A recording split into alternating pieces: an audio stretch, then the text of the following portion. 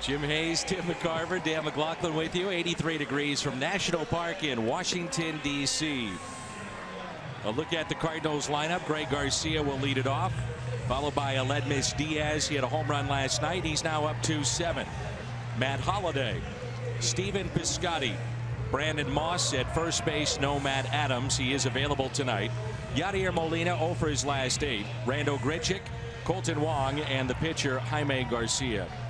And on the mound for the Washington Nationals, one of the game's best in Max Scherzer. Yeah, the odd thing right there is that earned run average, 3.80 earned run average. And the reason for that is Max Scherzer has given up an uncharacteristic 14 home runs this year.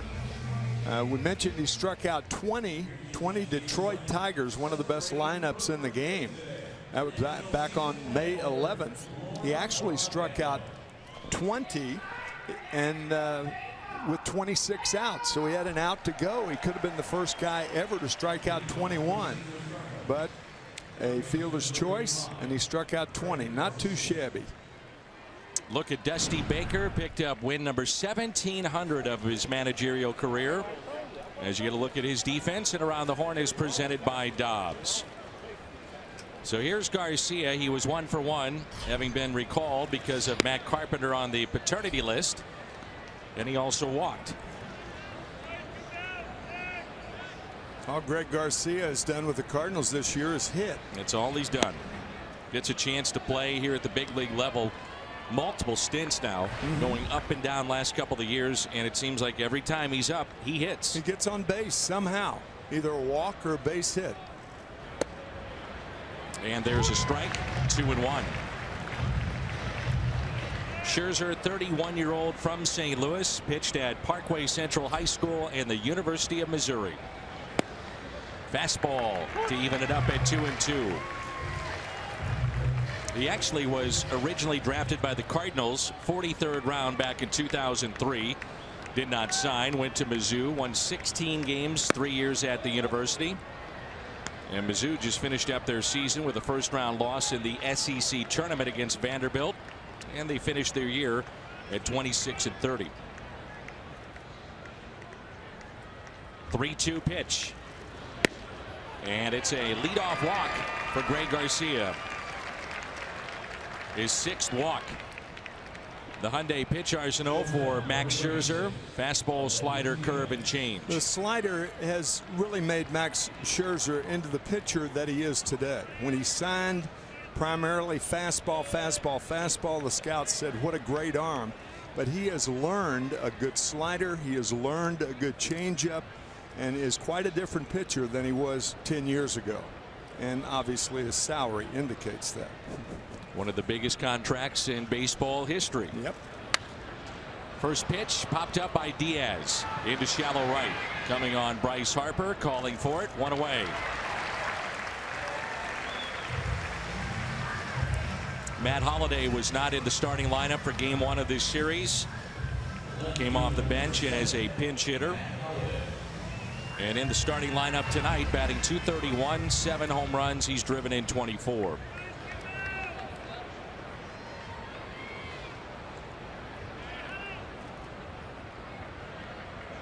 The deal that Scherzer signed, 7 years, $210 million. A short lead at first by Garcia. And so far he has produced 2 no-hitters. Did that last year against the Pirates and the Mets. He went 14-12, and he racked up 276 strikeouts along the way.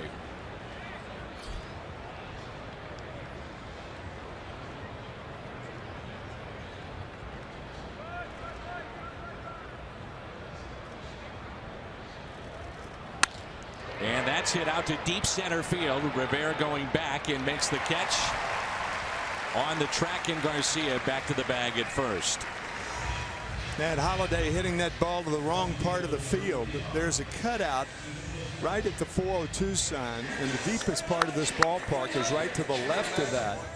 And it's about, I'd say, 407 feet right there at that crease.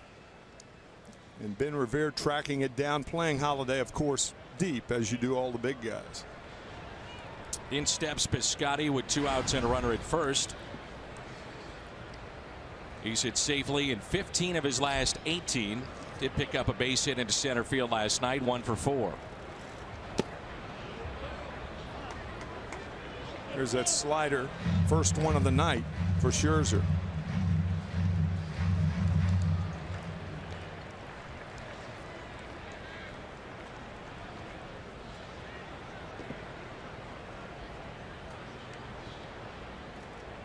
You watch him when he comes to the stretch. Sometimes he'll hurry to the plate. Other times he really holds the baseball for a long time. Disrupt the rhythm of the runner. And there's a fly ball into shallow center. Backing up the shortstop Espinosa. After a leadoff walk, the Cardinals go in order. Washington coming up in the bottom of the first. Nationals, followed by Jason Worth and Bryce Harper. Then Daniel Murphy leads the league in hitting at .394. Ryan Zimmerman, Anthony Rendon 2 for 3 last night. Wilson Ramos, Danny Espinosa, and the pitcher Max Scherzer. On the mound for the Cardinals, left-hander Jaime Garcia. Jaime's run into the different problems. Of course, the Cardinals, their offensive numbers are down, so problems there. Problems with the starting pitchers. Problems on many fronts for St. Louis. But Jaime had a great start to the season, but his last 2 starts, his earned run average over 9. Highly unusual. Has not had the movement in the fastball that he had earlier in the year. And the first hitter he'll face is Ben Revere. Batting .184, 1 home runs. He's driven in 6 and looks at a strike. So the 10th start of the season for Jaime Garcia. And coming off his toughest outing of the year. 2 1/3, 5 runs, 10 hits. That was at home against Arizona. We know, Tim, how good he is at home. He rarely loses. And if he does, normally he goes pretty deep into the game. Yeah, feels very comfortable on the Busch Mound in St. Louis. Here's a 1-1 pitch. And it's 1 ball and 2 strikes. Obviously, the Cardinals struggling. They win that first game against Chicago. Then they lost the last 2 and then lost a tough game last night, 2-1. 3 home runs in the game, 1 by the Cardinals and Diaz, 2 by Harper and Espinosa of the Nats.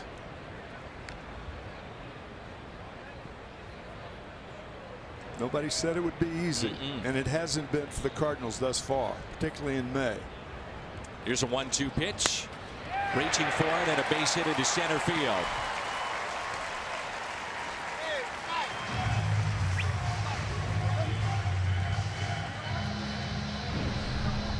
Cardinals defense as we go around the horn with Holiday, Grichuk, and Piscotty in the outfield.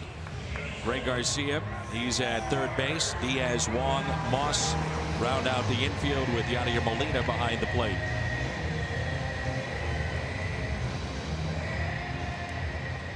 Jason Worth batting .224. 6 home runs. He has driven in 20. Remember when Jason Worth was with the Phillies and they were trying to figure out what kind of player he might be? Then became an integral part of those championship teams that they had. Signed a huge deal here with the Nationals, and a deal that really opened up some eyes.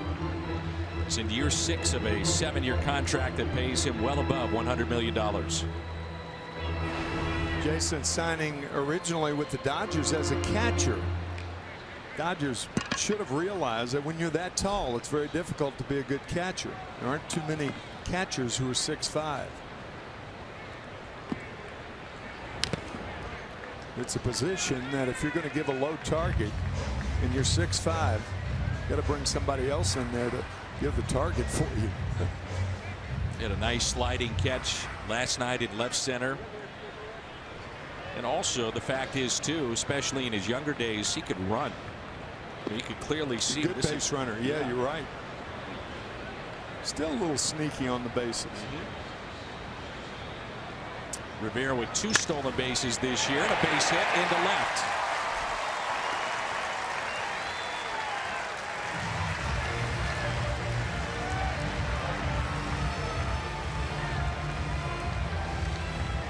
So base hit for Jason Worth into left field following the single by Revere. And here's a look at Arcia in the driver's seat. The career against St. Louis for Bryce Harper. First home run in a couple of years against St. Louis was last night. The ball that he hit off the facade of the upper deck. But for the most part, the Cardinals have kept him in check.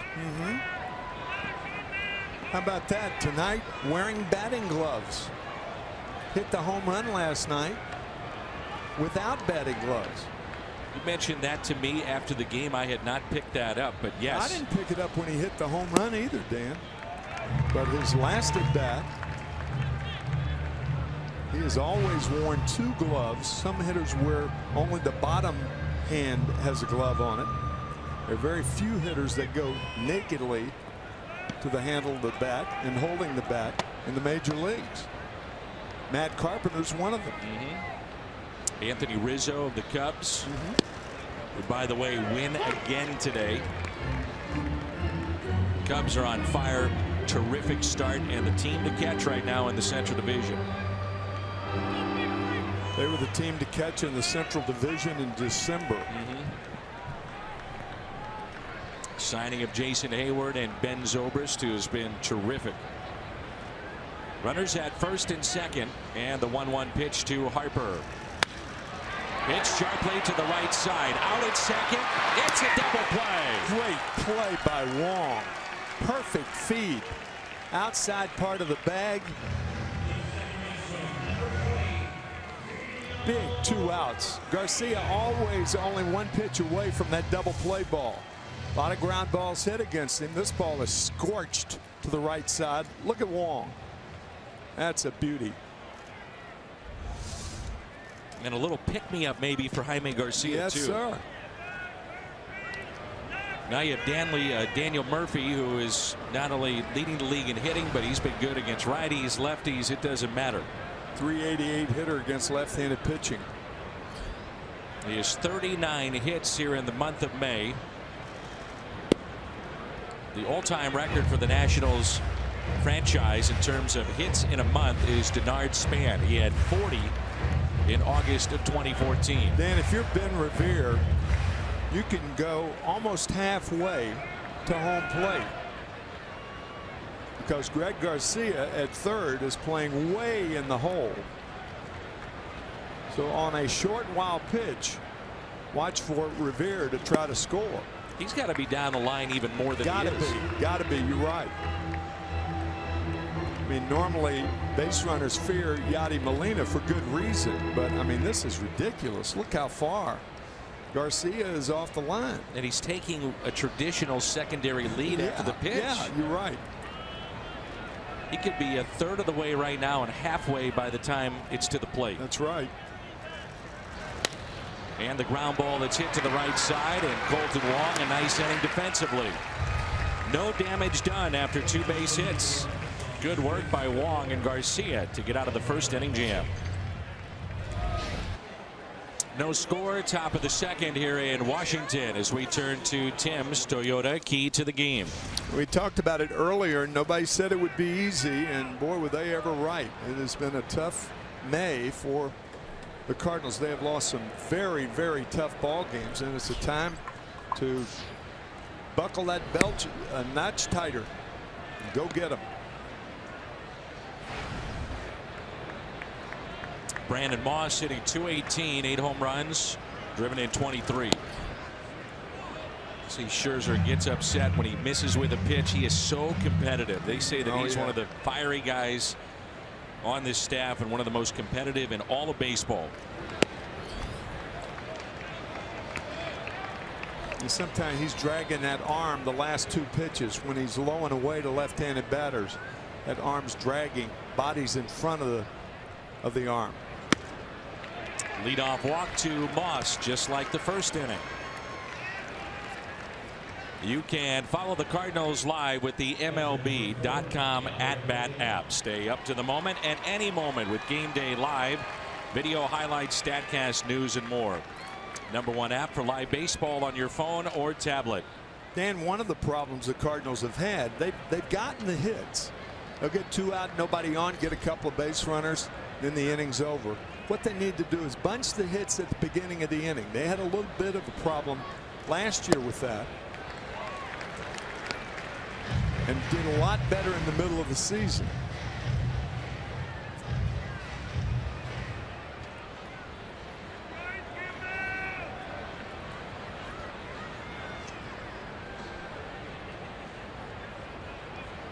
Here's the 0-1 pitch to Yadier Molina. And a double play ball. Murphy flips. Double play. Not sure he needed to make the flip, but man, did it look nice. Well, his momentum was going forward.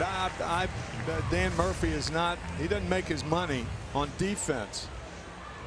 That's a tough play. If he stops and goes towards second, reverses his momentum, it's going to be a tougher play than giving it to Espinosa, who's going toward first base. I think he made the right play. They have now turned 5 double plays in this series against the Cardinals.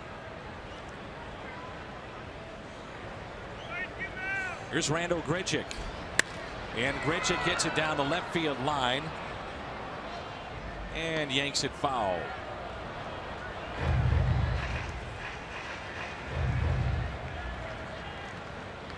Did not start in game 1, but came off the bench after the injury to Matt Adams.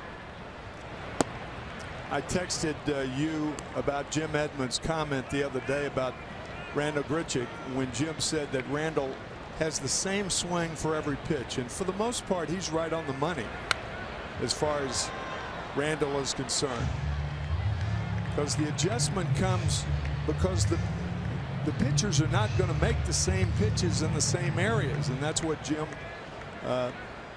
that was the point that he made, and made it very, very well. Now, one thing he did do, especially in the series against the Cubs, was take the ball the other way. That's right. Almost after Edmonds had made those comments about him. One was a game winner, and that was the last game the Cardinals won. A walk-off home run to right field. Here's a 1-2 pitch. Hits it to right. Shallow. Harper is there. Midway through 2, and there's no score. We saw Matt Adams lead the game early last night. With more on that, let's check in with Jimmy. Dan, he told me he felt his back stiffening up on a swing before he singled in the 4th last night. It never got any better. He left the game with what the Cardinals called mid-back stiffness. Adams told me he felt better when he woke up this morning, and the back wasn't an issue when he got in a workout today and took some swings in the indoor cage. He told me he was good to go for tonight. Mike Matheny says Adams didn't start tonight just to give him a little bit more time, and that's a good thing, Danny, because as you know, Big City is red hot. He certainly is. There's a ground ball stabbed by Diaz off the bat of Zimmerman for the first out here in the bottom of the 2nd. Take a look at the Hyundai pitch arsenal here for Jaime Garcia. Fastball, slider, the cutter, and change. You know, there's so much topspin on that ball. That was a sneaky, very good play by Diaz, because it was a high hopper that stayed down for the last hop, the hop that was fielded by Aledmus, and he made a very nice play. You could see that surprised him too. Yeah, it did. Sure, it would surprise you. You're getting a high bounder, and now all of a sudden the ball's hugging the ground. A strike to Anthony Rendon. Mentioned he had 2 hits last night. Last 16 games, 357, 5 doubles, and he's driven in 9. He's among the league leaders in runs scored.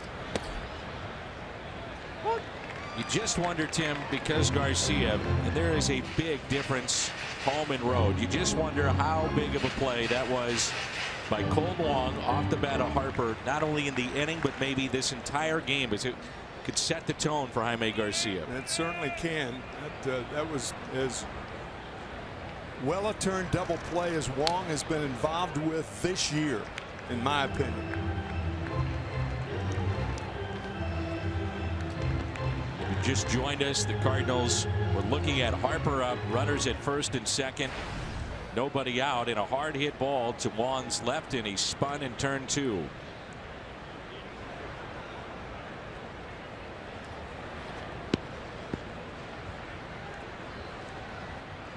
The 0-2 pitch. Remember, Jaime saw the Nationals back on April 30th. 4 runs over 6 1/3 in a 6-1 loss. It was just one bad inning. And then outside of that, he was vintage Garcia. Overall, 7 starts against the Nats with a record of 4-2. Yeah, and the Cardinals have not beaten Washington this year. They've lost 4 in a row. Going back to last year, 5 straight.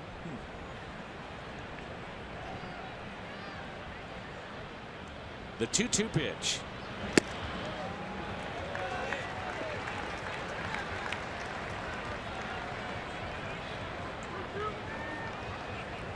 Very few times will Garcia come inside to right-handed batters.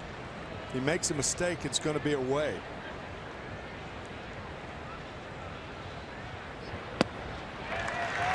And he walked him. 1-out walk. And it brings in Wilson Ramos. First walk issued by Garcia.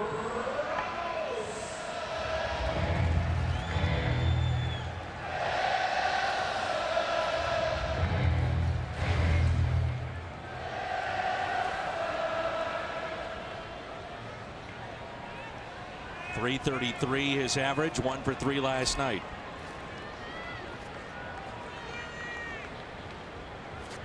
So your runner at first is Rendon. He has 5 stolen bases this year. Keep an eye on him.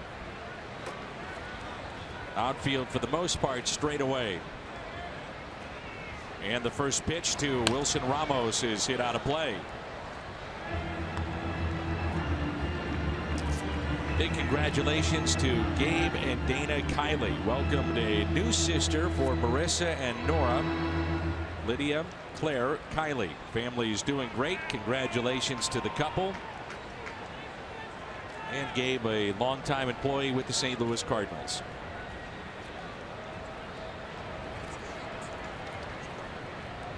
Oh, 1 pitch in the dirt. 1 ball, 1 strike. Mentioned it earlier, but Dusty Baker with win number 1700 last night, and he is second among active managers behind Bruce Bochy. Bochy at 1,732. Dusty had a great playing career, 19 years as a player in the big leagues. Here's a 1-1. Instead, a check on the runner at first. That's Rendon. We talked about Henry Aaron and his 755 home runs last night, and it was Dusty Baker who was on deck when Henry Aaron broke Babe Ruth's record. Home run number 715 at Fulton County Stadium in Atlanta.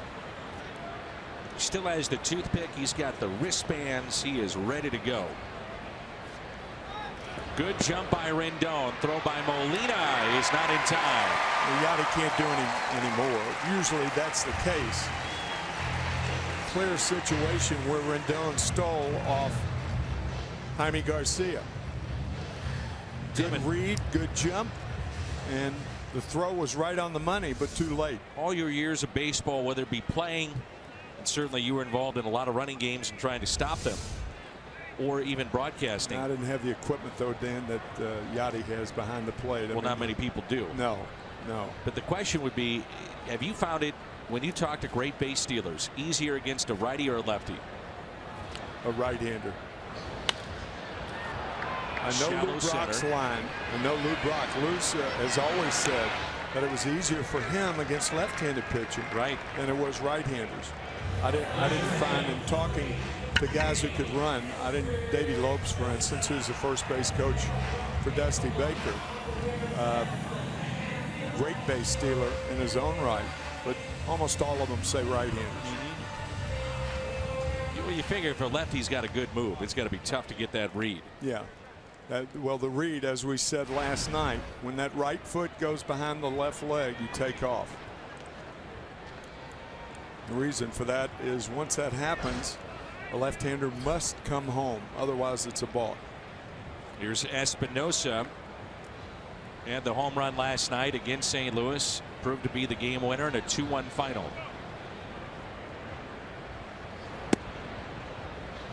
Getting Ramos out with a man in scoring position is big. He came in hitting .395. Runners in scoring position. Espinosa, all 4 of his home runs this year hit from the other side of the plate. And 3 of his 4 home runs hit against St. Louis this year. Even though I don't think you pitch around him right here. I mean, Scherzer's hitting better than Espinosa. Espinosa 201 average. Scherzer, the on deck, the starting pitcher, batting .227, and this Nationals pitching staff can hit. They lead the National League in batting average. So pitching around the 8th place hitter with 2 outs, a little more involved with this team. Count is even. 1 ball, 1 strike. Make it 1-2.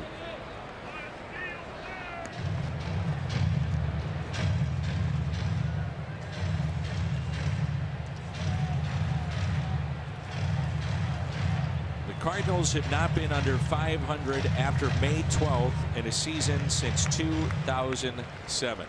Gee, that is a marvelous statistic. And tonight they come in at 24-24. Now think about that. It's incredible. Yeah, it really is.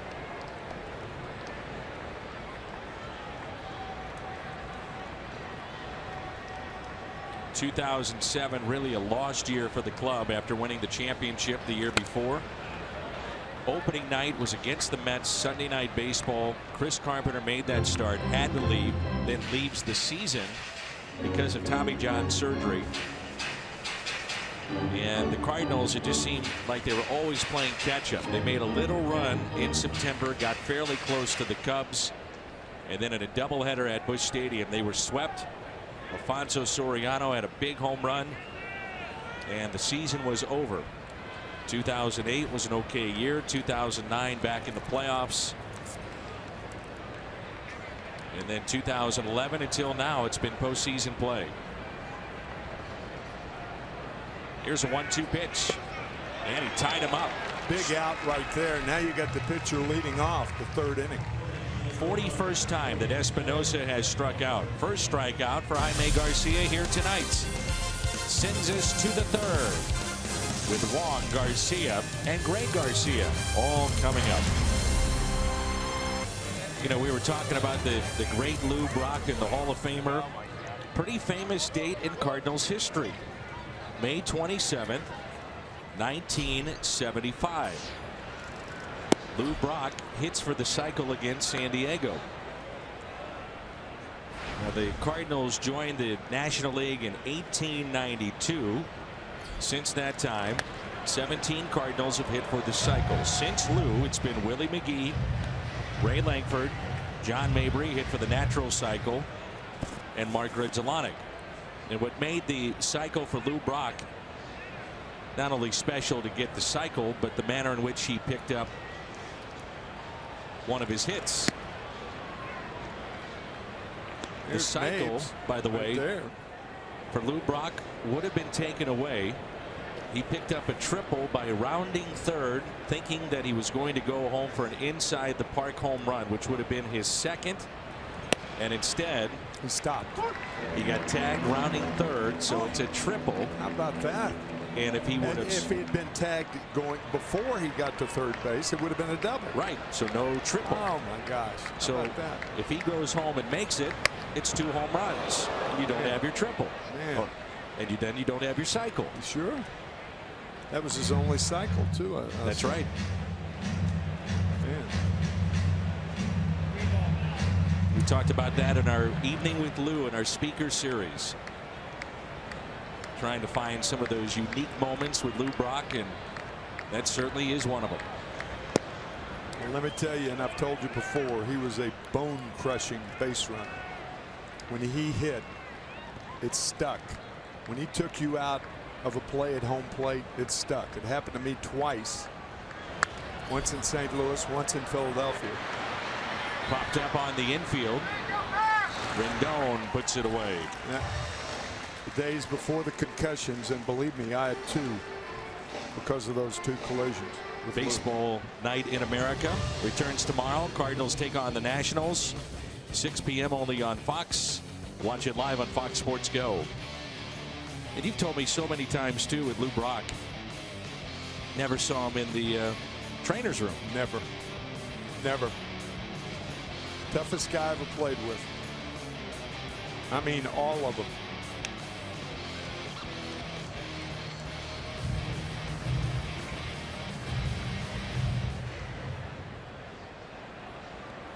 So Lou Brock, you have to thank for 2 concussions. Right. At least. There's a base hit for Jaime Garcia. He hit me so hard in St. Louis, I might have had 3 in one night. I mean, it was bone rattling. I knew he was coming too. It was a short fly ball. Willie Montañez was the base runner for the, I beg your pardon, he was the right fielder for the Phillies. And I was the catcher, of course. It was a shallow fly ball, and Lou used to take chances. And Lou came in, and I mean, I caught the ball and looked, and Lou's belt buckle was right in front of me. And I mean, my neck went through a series of crunching blows, and I was out. I walked under my own power into the clubhouse, but I was out. Did you ever talk to him about those instances? Oh, yeah. Oh, yeah. He remembers them quite well, too. Oh, yeah. You two got into it in a brawl, too. We did. We had a fight in Philadelphia, 1971. Here's an 0-1 pitch to Garcia. Walked his first time up. That's a balk. It's a balk. Somebody called time. Somebody called time. Home plate umpire. We talked about a pitcher maybe hurting himself last night. When you're in, that's a very violent activity.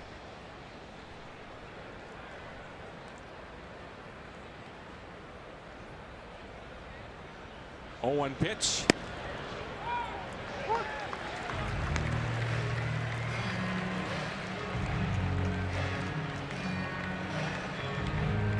You can understand why Max Scherzer is none too pleased with that call that late. That's right. We've seen pitchers hurt ankles. Such a violent delivery. Your shoulder, your elbow.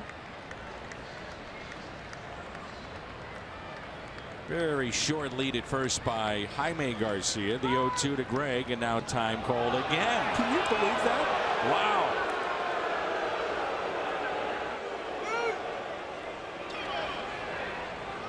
Man. That is Alan Porter, the home plate umpire. You don't know whether the catcher Wilson Ramos called time It wasn't Garcia. Or Greg Garcia. It wasn't. Yeah, he said no. He said, I didn't call time. 0-2 pitch.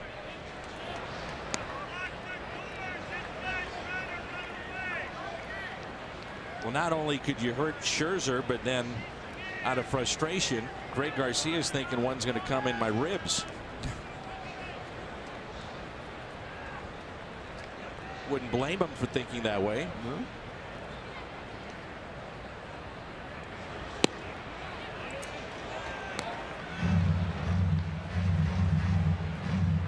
This is the most I can remember Scherzer really talking to himself after pitches and frustrated, whether it be with the time that was called or just not hitting spots. Looks to me like his body's in front of his arm.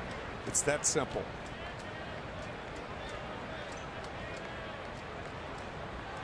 The 2-2. Notice the balls that he's throwing to left-handed batters are balls that are outside, not inside.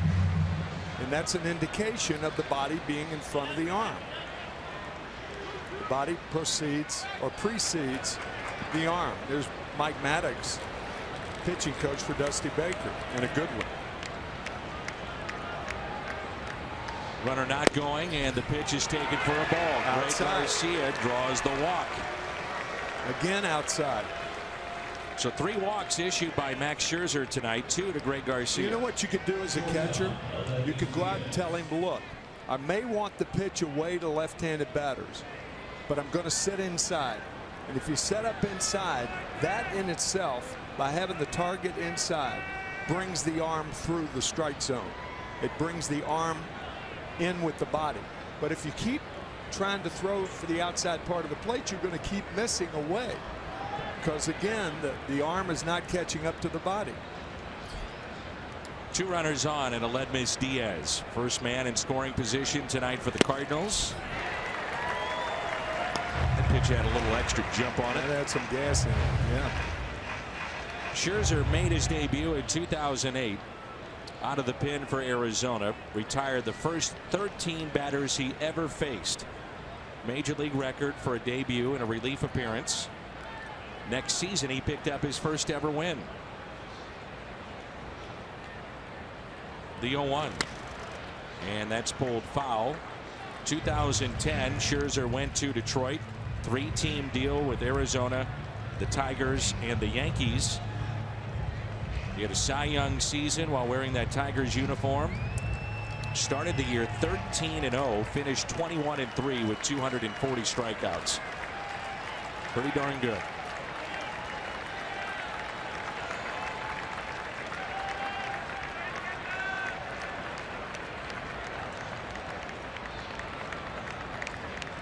The 0-2. Remember, you're the guy who called it to my attention, was the few strikeouts that Diaz has. What's he have, 16 right now? Right now it's at 16. For a young player. Oh, I'm telling you. Confirming with Mike Matheny again before the game about nobody plays the game more unafraid than Aledmys Diaz on the Cardinals. Good play by Ramos to keep it out in front. And it's 1 ball and 2 strikes. I think you're really seeing that, Tim, that he's not afraid defensively. He's been really charging the ball hard, not staying back on those ground balls. I mean, he has 10 errors, and some guys who have that many errors for young people, that all of a sudden, you know, you're afraid to do things that you would normally do, but not him. 1 ball, 2 strikes on the Cardinals shortstop. Diaz, base hit to left. They'll hold up the runner at third. That's Jaime Garcia. Anybody else, Chris Maloney sends him with 1 out. Jaime Garcia, you may remember, hurt his leg in Miami last year, rounding third. But look at this ball right here. This ball's off on the ground. Diaz with a line drive to left field. A good break by Garcia. But I'm sure Chris Maloney, I mean, you can't be the third base coach and not remember that fateful night in Miami. That's a great point. When Jaime Garcia hurt his leg last year.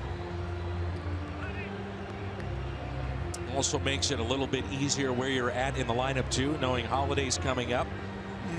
Yep. If you're in the bottom of the lineup, you might think about it. Bases loaded, 1 out. Holiday sent one to deep center field back in the first inning.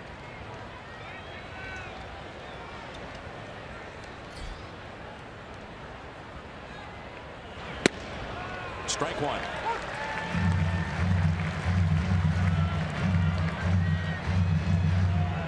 Saw in the final game of the Cubs series an opposite field home run off the bat of Holiday. His 7th this year. He has driven in 24. Big gap in right center. 0-1 pitch. Now 0-2. How many times have the Cardinals through the first 2 months of the season been in frustrating predicaments like this? Now it's 0-2 to Holiday. You've got to make contact and try to get that run home. Sometimes Cardinal hitters try too hard.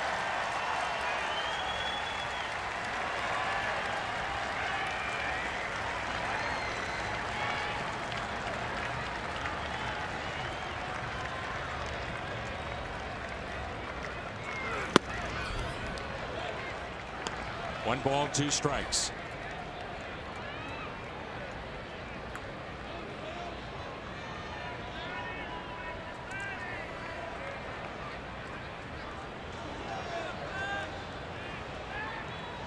Take a look at the grip that he'll use with this next pitch.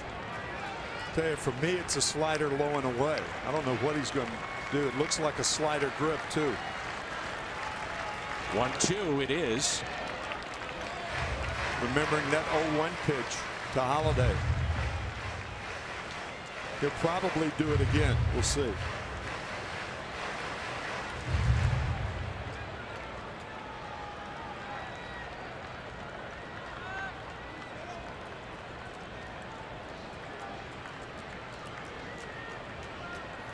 Slider grip. The 2-2 pitch. Oops. What was that dead wrong?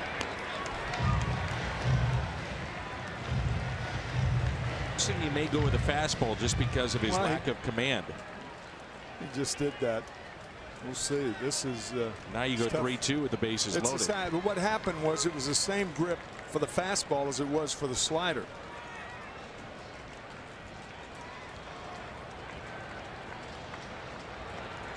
Four-seamer. The 3-2 inside to Holiday, and it's 1-0 St. Louis with a bases loaded walk. How about that? 4 walks already. 4 straight balls to Matt Holliday, too. 0-2. Frustrating. Took the fastball for a strike. And then the slider, 0-2. And then 4 straight balls. Walks him.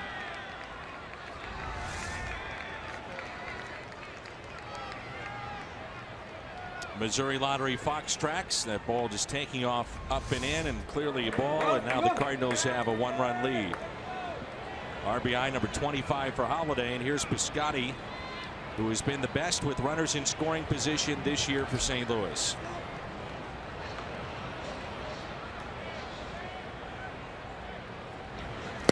Inning started with a pop out on the infield off the bat of Wong. Then Garcia, the first base hit for the Cardinals tonight, single to right. Garcia, remember, Greg Garcia was in the hole with 2 strikes. He earned the walk. Diaz, ball about 2 inches off the ground. He singled to left, and then the bases loaded walk to Holiday. Here's an 0-1 pitch to Stephen Piscotty.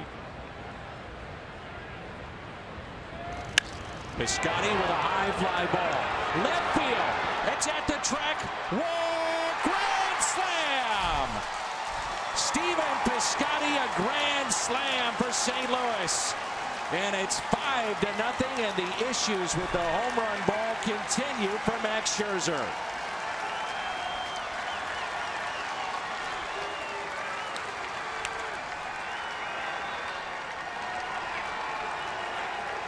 Abundant smiles in the Cardinal dugout.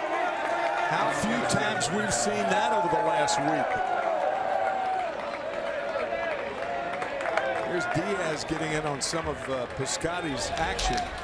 Of course, Diaz got that big hit on a ball off the ground. Sure what did. an inning.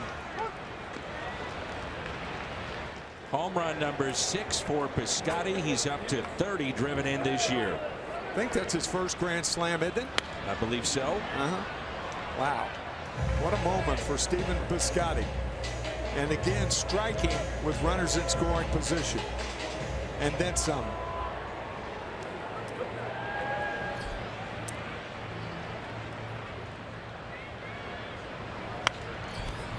It's fouled back. 25 of the 33 runs Scherzer has given up this year have come via the home run. Yeah, we talk about that pitch and how dangerous that spinner is. We're going to try to get a better shot of Scherzer delivering that flat cement mixer of that pitch goes farther than any other pitch in my experience. That flat slider that all it does is spin over the middle of the plate. Guys have hit that a long way. And that's what Piscotty hit.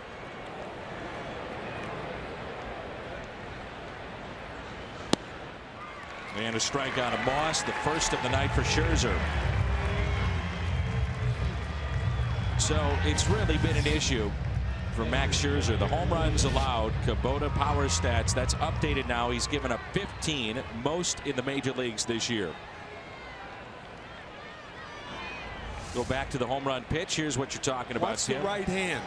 See, the right hand gets under the ball, and there's no downward action, and Scherzer knew it. When a pitcher turns toward first base after the ball is hit, he doesn't need to see it, doesn't want to see it, can't stand to see it.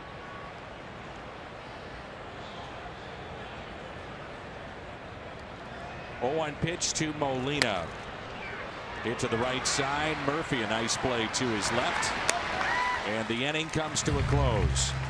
Scherzer gives up 5, highlighted for the grand slam off the bat of Piscotty. Steven Piscotty and his grand slam, and the pitch by Max Scherzer. It's very simple. Watch where the ball comes out of Max Scherzer's hand. It can have downward movement. It cannot have downward movement. It's got to stay at least on an even plane. And that's what happens. And those balls go a long way, as Steven Piscotty proves once again. Here's Scherzer, Revere, and Worth. Not only was the at-bat by Piscotty huge for obvious reasons, but Holiday down 0-2 draws a walk. Oh, absolutely. Garcia, the walk. But Ledmus Diaz, a ball that's maybe 2 inches off the ground and singles to left. Right. Cardinals earned it that inning, I'll tell you. Sure did.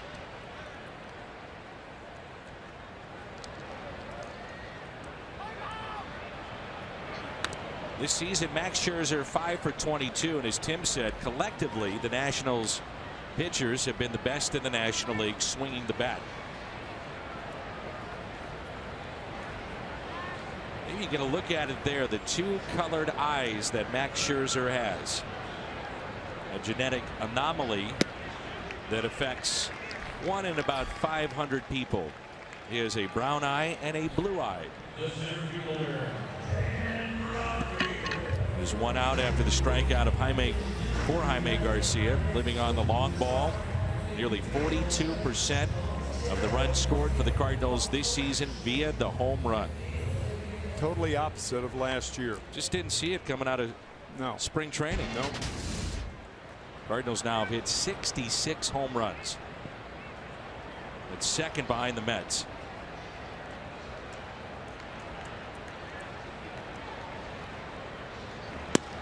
And a strike to Revere.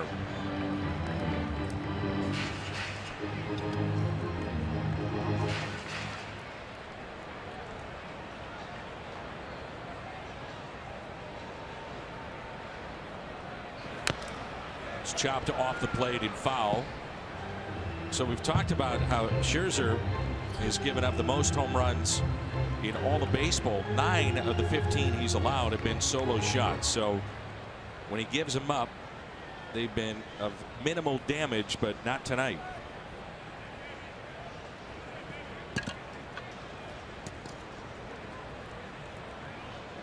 One out, nobody on. Revere singled on a 1-2 pitch to center his first time up, and takes a pitch inside. Jaime Garcia from Reynosa, Mexico. Moved from Mexico to Texas when he was entering high school, and this past off season he returned home through an organization called Strategic Alliance. Helped build homes, funded others, brought back baseball equipment. Into right, and the catch made by Steven Piscotty. It's always nice to hear about the players that do give back, and Garcia was so touched by that, what he was able to do. He's going back again this upcoming offseason. There are an awful lot of good things done by a lot of players. Sometimes you hear about them, sometimes you don't. June 3rd, 30,000 fans ages 16 and older have the opportunity to take home a replica of the 2006 World Series trophy. Tickets at cardinals.com/promotions. And it wasn't like Jaime was out looking for, all the publicity for that. It was a story that right. few of us heard about. but you do like to hear about guys that do give back. And Jaime will tell you he, for the most part, grew up fairly poor. Dad did everything he could to make sure he was in the right situation for educational purposes and for athletics as well. That's why they moved to Texas.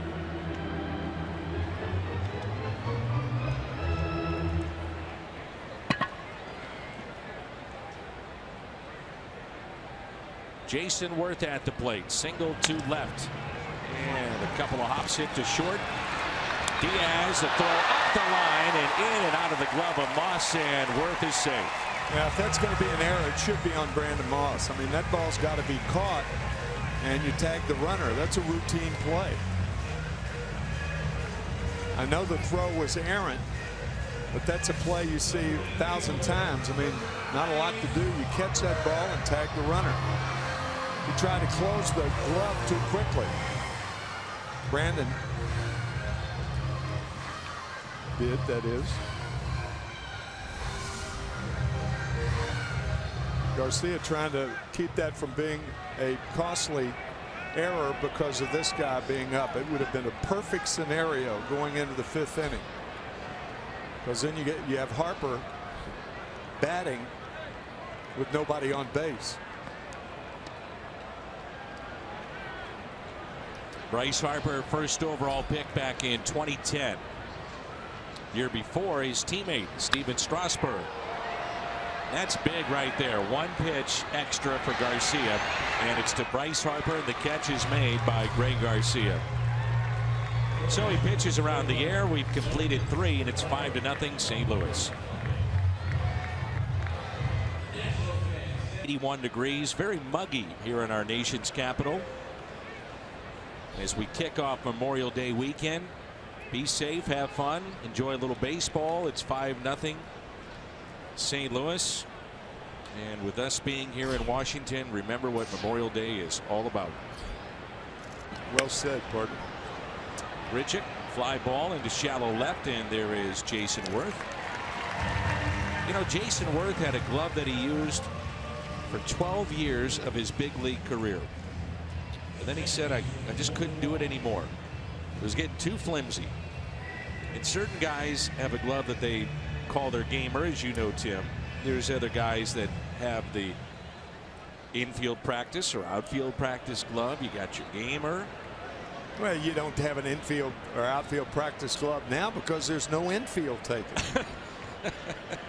That's true. So really all you need is one glove. Right.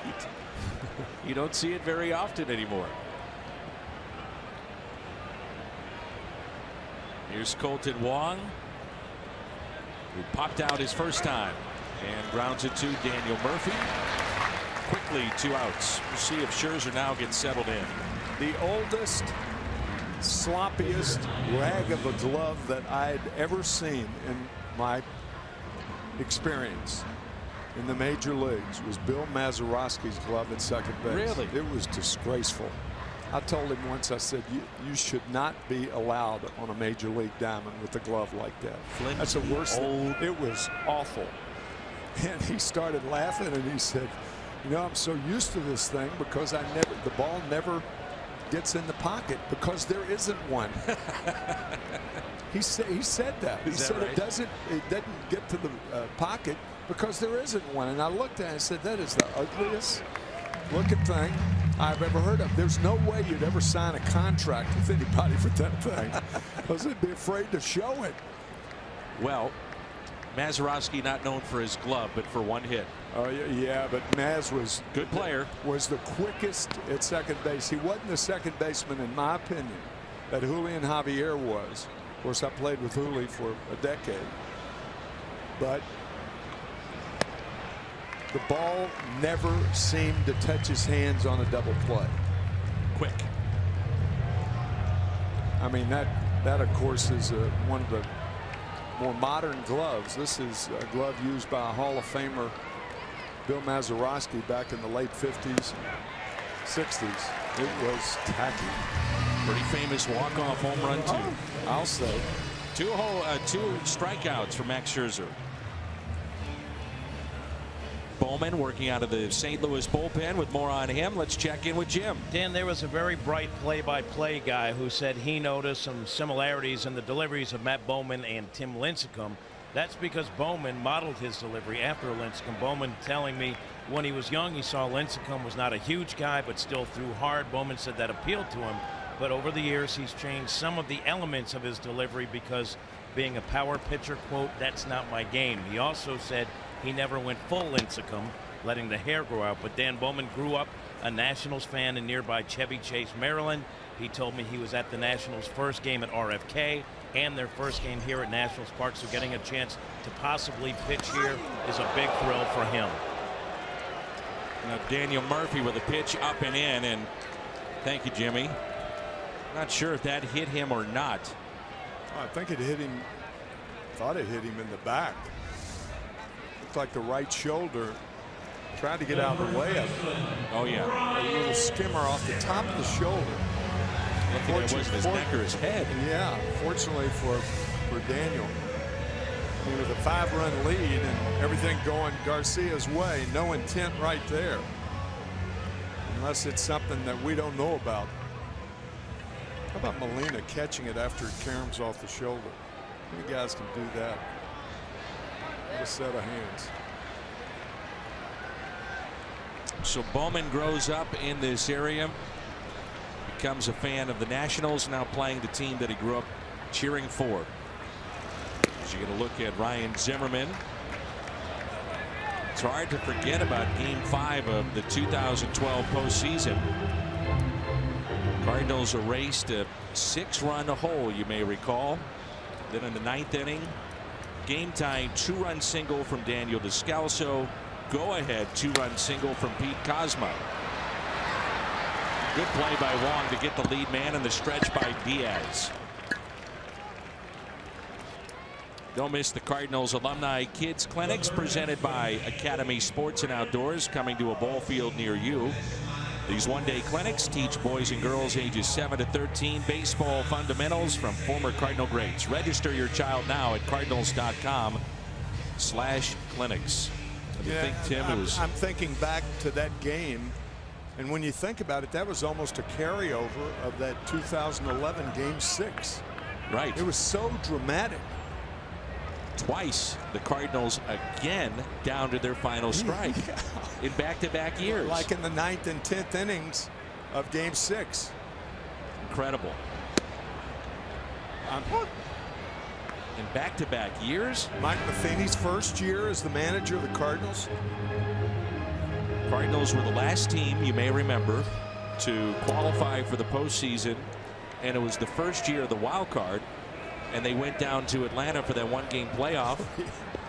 And an infield fly rule that wasn't ruled in favor of the Braves gives the Cardinals a win. And then they come to Washington, Game 5, down by 6 runs. You're thinking, well, it's over. It was a great run in 2011, fun run in 12. It's over.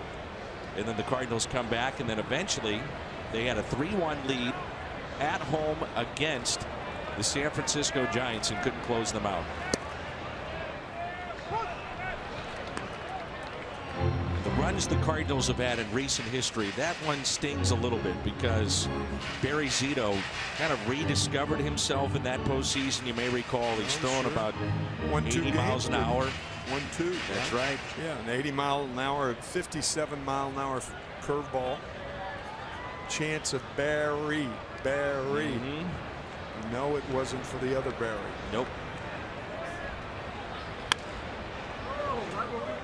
0-2 on Anthony Rendon. 5-0 Cardinals. If you just joined us, grand slam by Stephen Piscotty, a bases loaded walk for Matt Holliday to account for the 5 runs.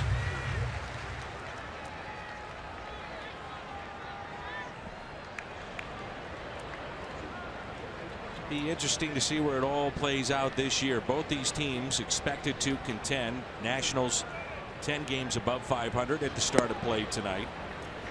The Cardinals coming off a 100-win campaign a season ago. But it all begins and ends, it seems like, with these starters. If they get decent starting pitching, they win. No question about it. Right on the money.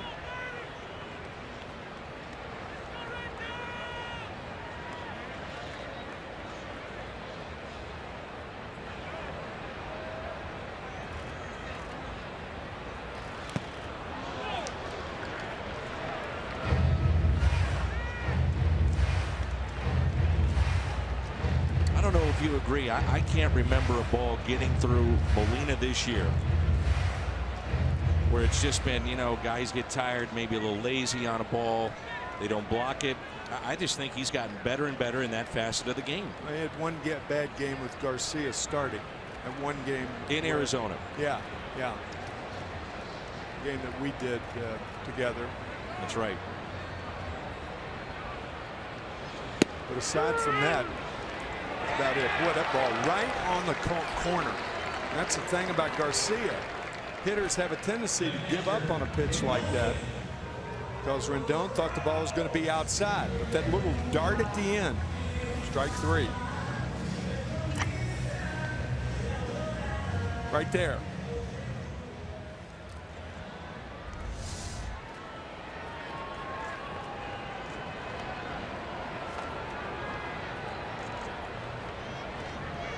Third strikeout for Garcia. Brings in Wilson Ramos. Fly to shallow center. Colton Wong, the Cardinals second baseman, went out, made the catch.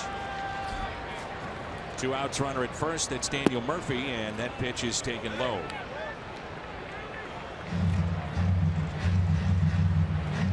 Since 1995, that's when the division series came into being. Only 19% of the teams with the best record have won the World Series. So finishing first doesn't necessarily mean you're going to win the World Series. And now more than ever, having to go through 3 rounds, potentially a postseason play. Well, it means you've had a good season, but it doesn't mean you've had a good October, because October is just beginning. And I was looking. Cardinals know that from last year. Sure. Of the 111 World Series played, I was looking at this today. Only 38% of the teams with the best record have won. Grounder hit to Greg Garcia, over to Brandon Moss. Nationals strand a runner. They've left 4 on. St. Louis on top as we move to inning number 5. Scotty. The pitch popped up by Garcia. A 19-year-old. Dan, you and I, a 19-year-old, you and I were talking about it before the game. It's the youngest left-handed Dodgers starter since Sandy Koufax in 1955. It's amazing, isn't it? That unbelievable? You might think Fernando, but no, they say Sandy Koufax. Yeah. Garcia is the first out in inning number 5. Well, here's something we were talking about prior to going to the break. The best overall record in the National League, and these 2 teams have owned that, one or the other, the last 4 years. Cardinals 2012, they beat Washington. 13, they make it to the World Series, lose to Boston. Nationals, questionable decision about how to play an extra inning game in San Francisco by Matt Williams, and then last year the Cardinals ousted by the Chicago Cubs. Or the decision by Matt Williams to take his starter out of there and bring in Drew Storen. And the Giants tied it and then won it in the 18th on a home run by Brandon Belt. Here's Aledmys Diaz. And a fly ball into shallow right center. And the catch made by Ben Revere. Relive one of the best moments in Cardinals history. That Saturday, June 4th, 30,000 fans ages 16 and older receive an Adam Wainwright, Yadier Molina dual bobblehead commemorating the last out of the 06 World Series, and that strikeout of Brandon Edge. That's courtesy of Central Bank of St. Louis. Get your tickets at cardinals.com/promotions. We just saw the Blues wrap up a great season, and congratulations certainly in order to them. But I think the Blues have taught us in hockey that the postseason is totally different from the regular season, and the Cardinals have taught everybody in St. Louis that that is certainly the case in October. Throw away everything you've done during the season. Now it's a new season, and is it ever terrifying at times? Golden State Warrior fans are saying that right now. What is it, 3-2 now? 3-2 after their win last night. Thunder over Golden State. a team that won 73 regular season games. It's incredible. It really is.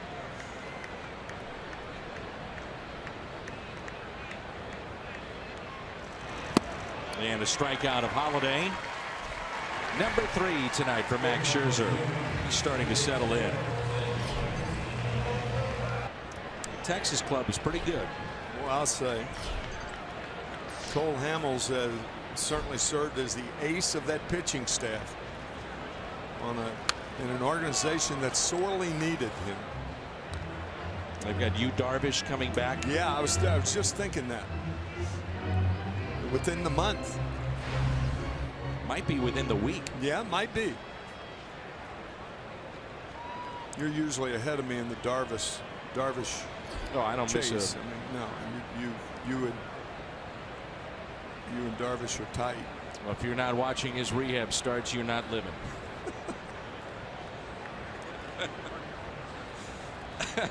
Shows you how sick Dan is. Watching Yu Darvish's rehab starts.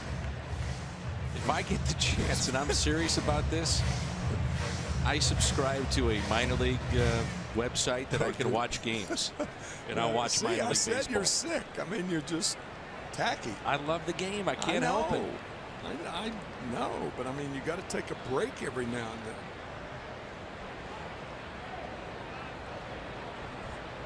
Even Vince Scully says, I don't watch anybody else. That's hit out to left, and it'll carry out of here. Danny Espinosa with a solo home run, and the Nationals get on the board. What'd you say earlier? Now he's got 5 home runs, 4 against the Cardinals? You bet. You gotta be kidding me. That was a rocket. Home run left-handed last year and a home run right-handed against Jaime Garcia. It was a fastball inside park. Boy, Espinosa laid a solid swing on this baby. I beg your pardon, it was a breaking ball. He had a changeup out off Mike Leake last night for a game-winning home run. And that was a breaking ball to Danny Espinosa.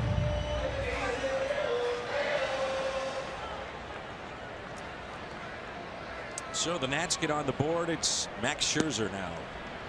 Mentioned Scherzer's eyes. Maybe we'll get a better look at it here, but one is brown, the other is blue. His mom Jan said as a little guy, you know, kids are asked to draw all kinds of pictures of animals or whatever the case may be, and so he would come home and have multicolored eyes for all his pictures too. And his mom was watching the Tonight Show, and Jane Seymour was the guest for Johnny Carson, and she also has multicolored eyes, and said, well, if it's good enough for Jane Seymour, it's good enough for Max. Oh yeah, boy, I'll say. Lovely lady. Was it Linda Ronstadt who sang that song? Does it make your green eyes blue or something like that? Brown eyes blue. Yeah, well, that's close enough. Go back to the home run. The grip there by Garcia. Saw the slider thrown by Max Scherzer to Stephen Piscotty on the grand slam back in the 3rd inning, and now the curveball from Garcia. Jaime's told me in the past that he learned his sinker from Mark Riggins, who was the Cardinals at the time minor league pitching coordinator through 2007, now the pitching coach of the Reds, and his slider from Derek Lilliquist. Derek oversaw pitchers rehabbing down in Florida, and Jaime's had multiple surgeries, 3 of them on his arm. Oh my. That's behind Ben Revere, and he's already hit Daniel Murphy, and now he's warned. Well, I don't see how a warning can be issued there. I mean, Mike will come out and argue it, but got a 4-run lead. He's hit Daniel Murphy, and this ball very close. I mean, it's a dangerous pitch, no question about it, but there's no record of these guys having wars like that, knockdown contests. Dusty's saying our hitters didn't do anything, even though they've won 4 in a row. But that's just not the way the Cardinals operate. This ball just getting away from him. Very close and a dangerous pitch, no doubt. And when it's up near the head, obviously it's something that you look at a little bit closer than if it hits, his backside or whatever. 2-1 pitch. It's a warm night too. He is sweating a bunch. Maybe the ball just slips out of his hands.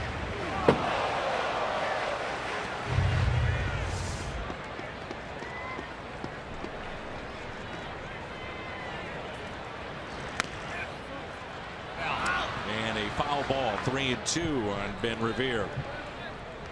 Rivera singled back in the first on a 1-2 pitch to center and also lined out to right. You know, Dan, if they would allow pitchers in the game to police themselves and pitch up and in, and you wouldn't have guys so surprised when it happens. It really causes more injuries today, in my opinion, than it used to cause. Players are allowed to police themselves, but today it's the umpires. 3-2 hit into shallow center. Randall Grichuk is there.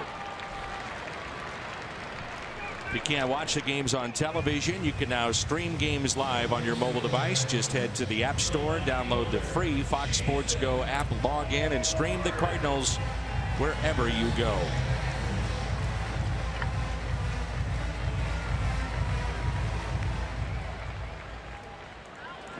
The Cardinals did have a benches clearing, and I don't want to call it a brawl, but where they come out and just talk to each other in a nice, easy fashion. But that was a few years ago with Niger Morgan on their team. One hop hit to short. Diaz makes the play off the bat of Jason Worth. We head to the 6th. Solo home run by Espinosa. It's now 5-1. 7 ground ball outs for Garcia, and maybe that's the play of the night. 4 strikeouts and 7 ground ball outs. Yeah, you said that when it happened, that we may be looking back at that double play turned by Colton Wong, turned beautifully, might add.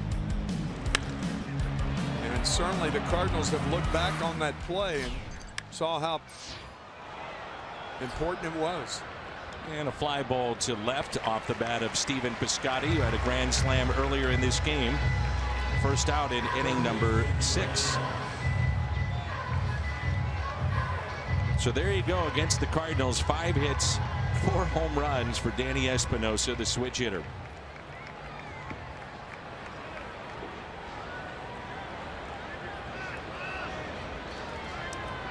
He has 31 hits all year.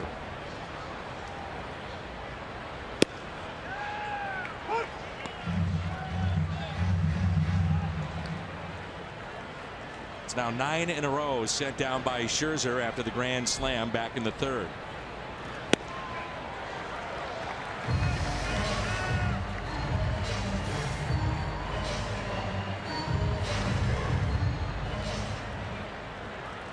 Max was inducted into the Mizzou Hall of Fame back in 2012. As he strikes out Moss. He was the university's first ever first-round baseball pick as he went 11th overall to the Diamondbacks. Our BJC Healthcare difference maker, a couple of guys that have done some special things. Cy Young Awards, no-hitters, and 20 strikeout games. That was May 11th for Scherzer against his former team Detroit. That tied the record as Molina hits it to Daniel Murphy. Roger Clemens did it twice. Randy Johnson, Kerry Wood, Max Scherzer, 20 strikeout games. Welcome back, Cotter. June 18th. Celebrate your furry friend and take home a Cardinals pet leash holder with photo frame, compliments of Nestle Purina. Available to 30,000 pet lovers ages 16 and older. Get your tickets at cardinals.com/promotions. This is their version of that. Pets in the park tonight.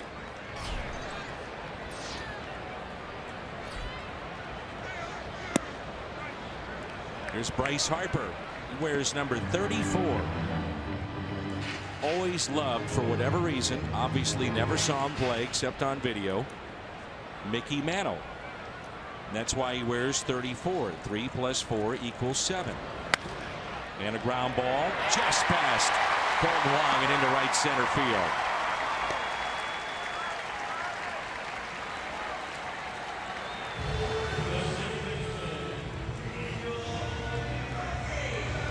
Hit the ball hard his first time up, a double play ball in the first with nobody out, runners at first and second. And he hits this ball awfully hard. A lot of top spin to those balls hit by Bryce Harper. He's a talent. Tim, I think it's going to be interesting from here on out to see how often Garcia goes in, because he's been warned by the home plate umpire. If he hits another man, he could be ejected.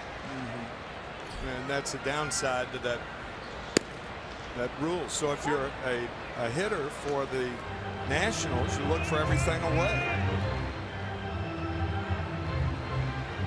because Garcia had the weapon of the inside fastball taken away from him. And that's the unfairness, in our opinion, of that particular rule. Once you get a warning, the next time in the umpire's judgment, if you come inside, you're automatically out of the game along with the manager. It's not fair, but it's the way it is.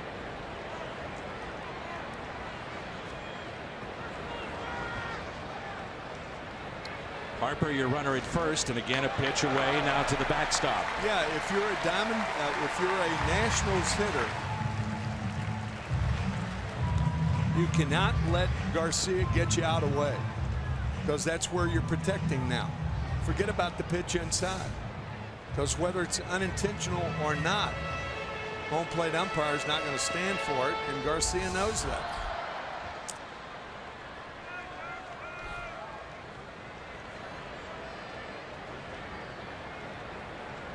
One ball, one strike on Daniel Murphy.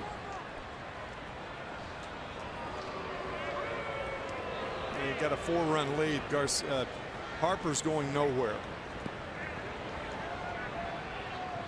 No chance of trying to steal. Left-handed hitter up there, right-handed, doesn't matter. They're 4 runs down.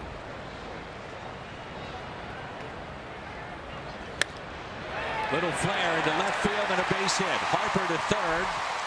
They'll hold him up. Runners at the corners.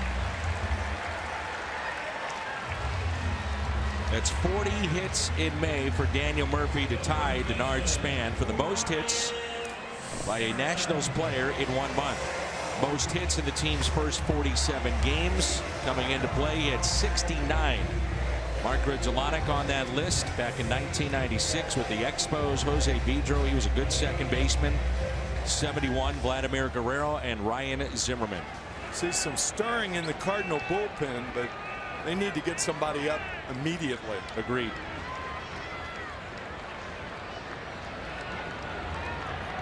Now Ryan Zimmerman, his 12th season here with this franchise, and a hard hit ball. Garcia to second, to turn by Wong. It's a double play as the run scores. Wow. Great play by Garcia.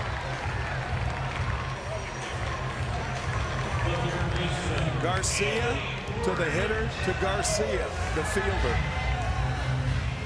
Oh, was this ball hit hard? Almost turned him around. Took his time very gracefully. Zimmerman not a fast runner. Watch how Greg just took his time. Actually threw the ball from his left knee. That's a big double play right there as Harper scores, but so what? They'll take 2 outs and give up 1 run. Boy, they're hitting the ball awfully hard now, aren't they? Yes, they are.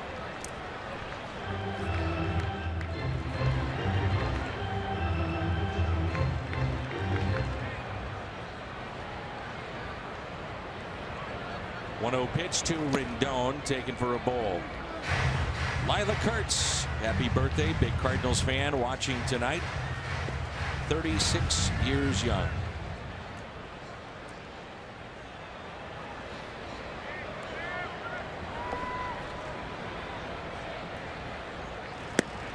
This is a game unlike a game the Cardinals have played over the last couple of weeks.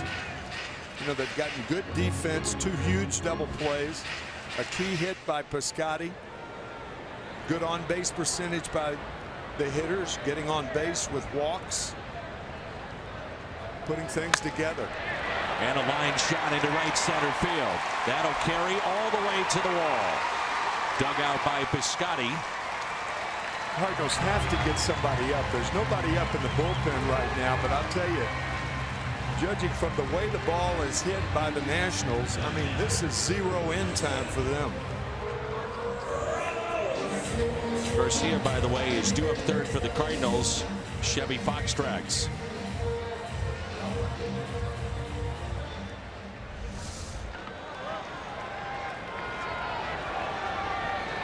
Wilson Ramos, mentioned it earlier, 395 his average with runners in scoring position. They're stretching, but no one throwing in the Cardinals pen. Just thinking along potentially here with Mike Matheny. You got the bottom of the lineup, trying to squeeze one more out of Garcia, get him through the inning, and maybe start him next inning. We'll see if he gets out of this jam. As we say that, Broxton looks like he's going to start to throw. I don't think you can wait any longer. Ground ball. Garcia backs up and makes the play. Ramos strands Anthony Rendon. We are through 6. Cardinals on top.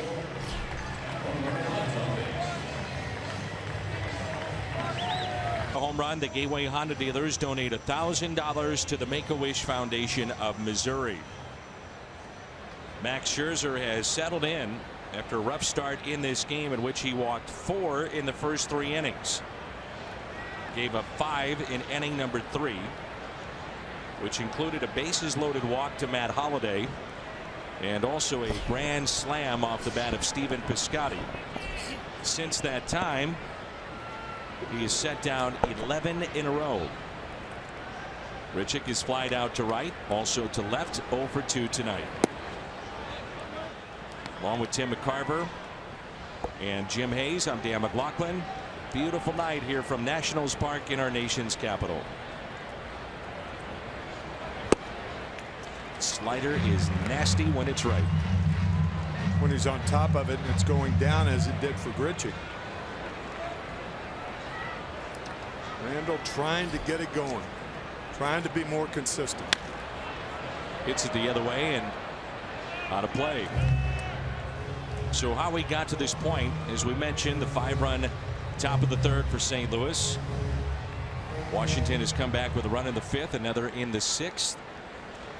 Espinosa with his solo home run. The 1-2 pitch. Partner, I think you're right. I didn't think there was a chance of Garcia going back out there because not only have the Nats scored in the last 2 innings, a run in each inning, but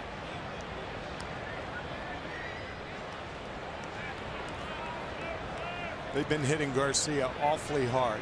That's why I thought Mike Matheny would make a move. Sure, and you can understand why.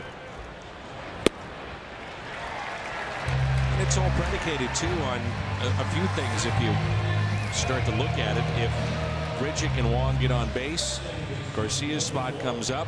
Certainly you think about pinch hitting there. Maybe. Or Garcia's up there to bunt. He's had 4 sacrifices. He leads the staff in that regard. But scratch that now with Grichuk going down. And there's Jaime on deck. Another part of this is that you've been using your bullpen an awful lot. Starters at home did not go deep. You'd like to see them go a little bit deeper. And you have the bottom of the lineup coming up for Washington, which includes Max Scherzer due up 2nd. You'd have to expect that they would pinch hit. Yeah, he's not going to hit. But you got Danny Espinosa, got a home run last night, a home run tonight. You do it at considerable risk, in my opinion, by sending Garcia back out there. Put it this way.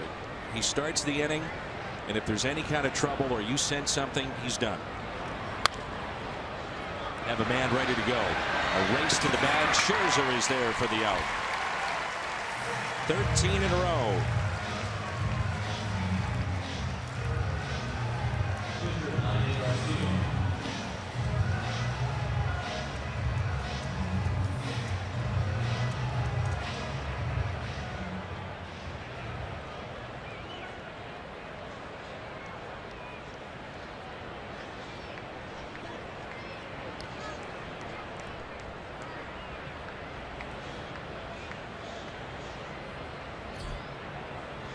So 2 outs and nobody on. First pitch to Garcia.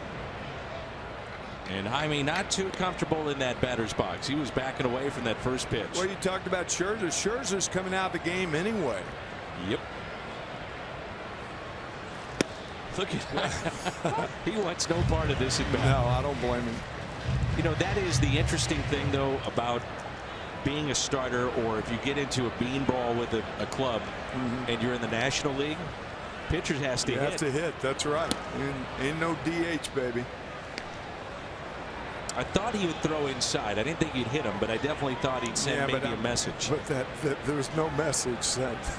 Believe me. If Garcia could get out of the batter's box, he would right now.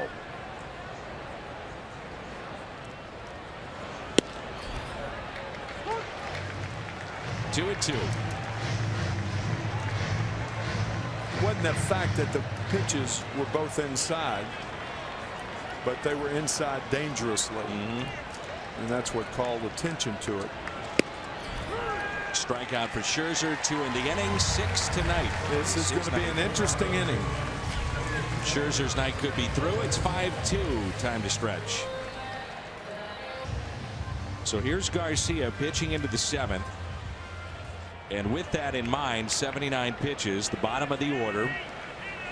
Cardinals also have a pair of lefties throwing in their pen. They've got 3 available with Lyons, Segrest, and Kiekefer. More important, in my view, of the 79 pitches is what the Nationals have done to the last 20. They have been mashing the ball. The outs have been loud outs. So we'll see.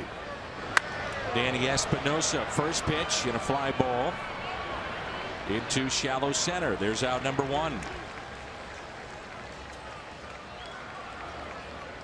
How about this? Stephen Drew, the pinch hitter. Hello? Left-handed batter. With Heisey and Taylor available, Lobaton, the switch hitter. Yeah. Isn't that odd to you? Yes.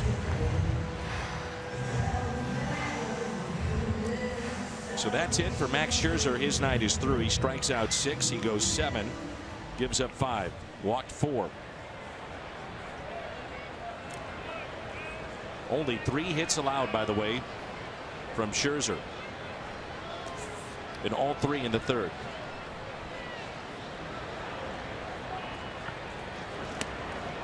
Stephen Drew made the start last night in place of Daniel Murphy. We wondered about that too, with the lefty going tonight. And if you're going to give Daniel Murphy a day off, why not do it against a left-hander, even though he's had good numbers against lefties this year.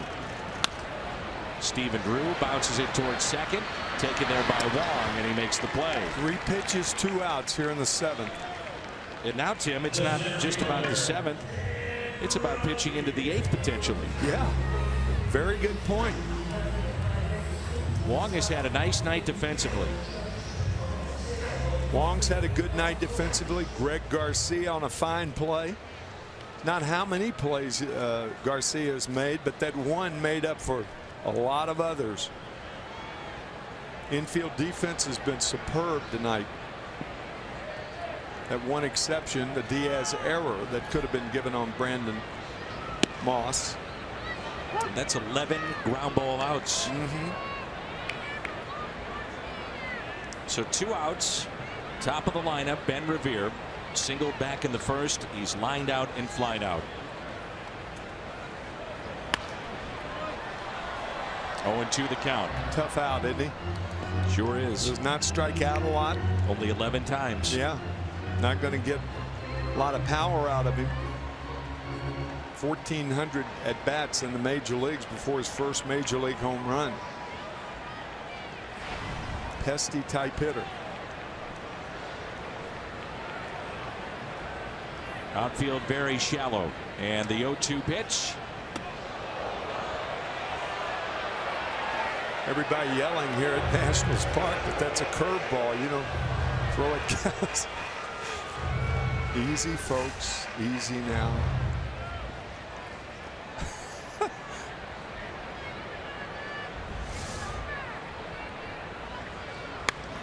Pulled foul.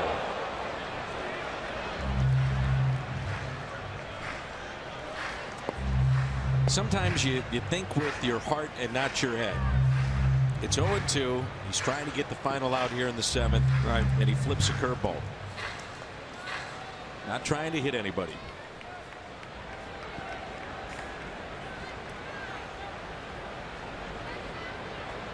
Here's a 1-2. 2 balls and 2 strikes.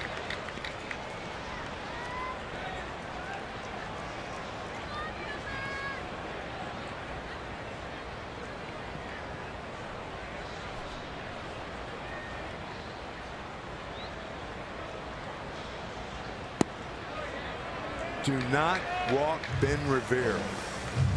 That's what Jaime Garcia is saying to himself right now, and what Yadier Molina. I mean, if you have to walk up there and put it on a tee for him to hit, do it, as opposed to walking it. 3-2 pitch. And a foul ball. You can almost shorten up a little more in center field with Grichuk. I agree. He's a little too deep maybe in left center. Holiday is about as close to the line as you'll see him play.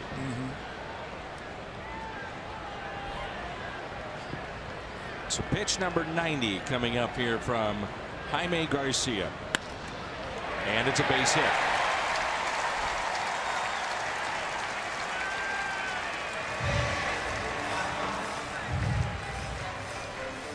Plaza Tires Fox Tracks. Good at bat by Revere, singling in the hole. Now tough situation for Jaime Garcia. You've got a guy who's hit the ball hard. He's got a base hit in the first, error on a ball by Diaz in the third, and a rocket in the fifth. And you know who's on deck. Bryce Harper, big at bat here. You'd have to think that Kevin Segrist would come in to face Harper if Worth would get on base.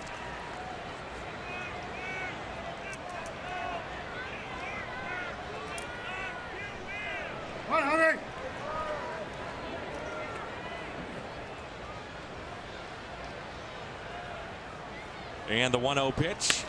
Ground ball. Garcia again sliding to his left, and Moss applies the tag.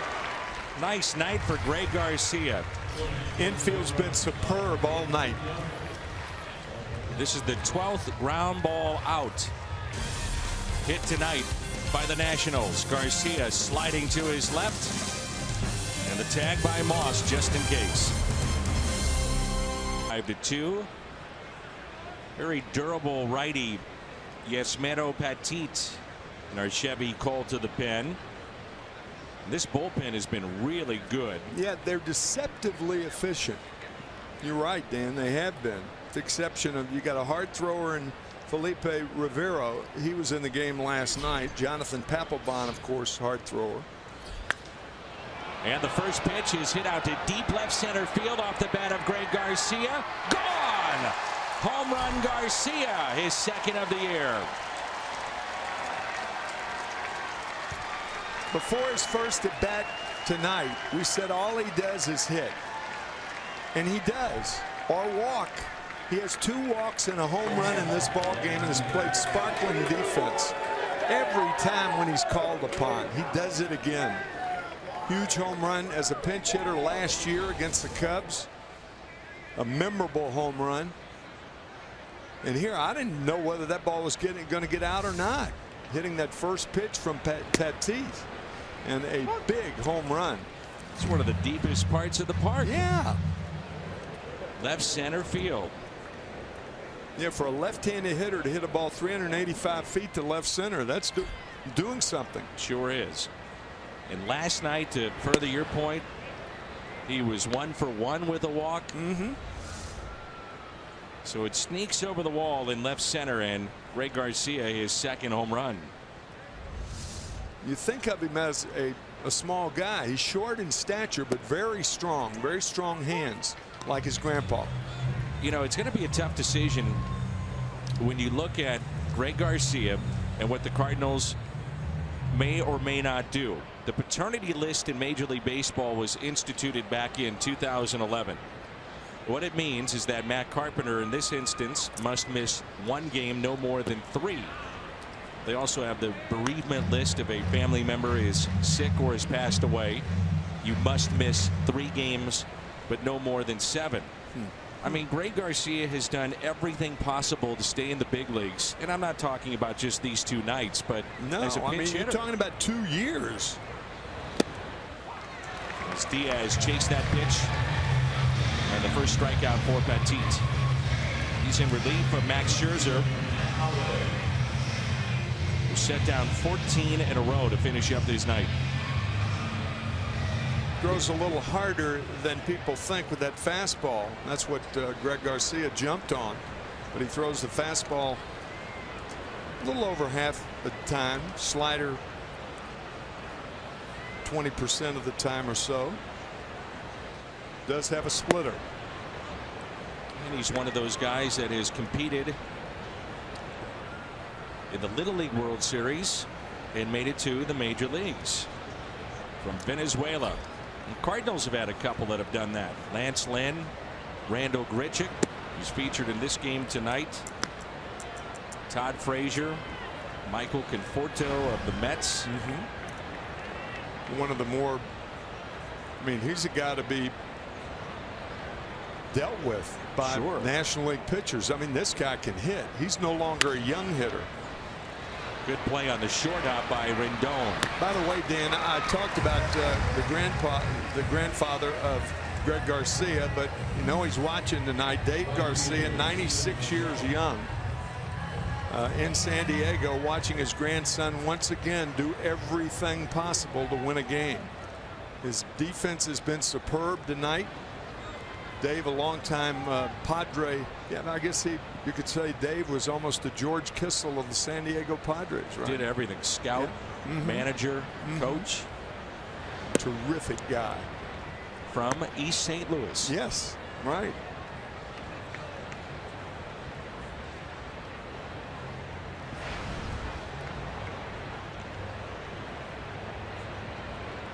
Here's Stephen Piscotty, grand slam back in the 3rd.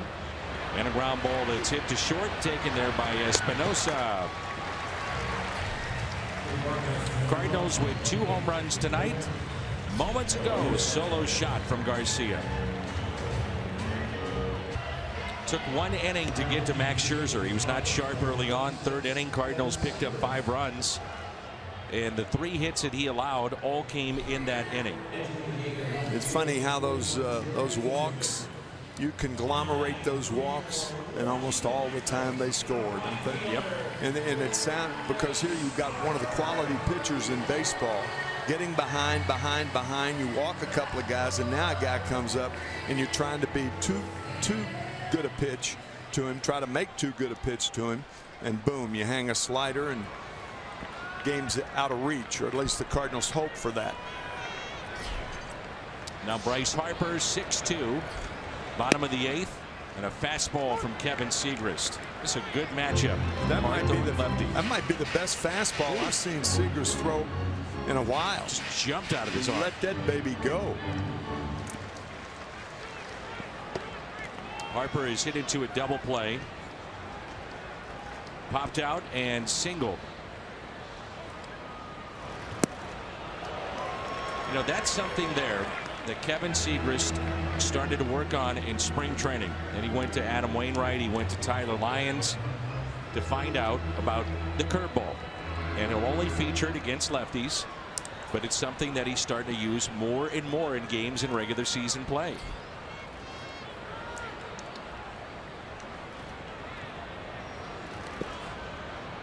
Look at that thing under the plate. With the strike 2 pitch, there's the curveball Dan was talking about. Watch Harper's reaction. Whoa. Most left-handers would do that. Probably saying, wait a minute, I haven't seen that from Kevin Segrist. Trying to keep your right cheek in there. It's tough. Good luck. Here's a 1-2. Same pitch. Wow. That's a wow. That's a double wow right there. Just nasty curveballs. A fastball for a strike, and then 3 straight curves. And this one to finish off Harper. Tough pitch. I'll tell you what, Tim, that's as good a breaking ball as we've seen him throw maybe ever. It's really a work in progress in spring, and when he's featured it in games, it's only sparingly. There's 2 in that at bat to get Harper. Now Daniel Murphy was grounded out, was hit by a pitch and single.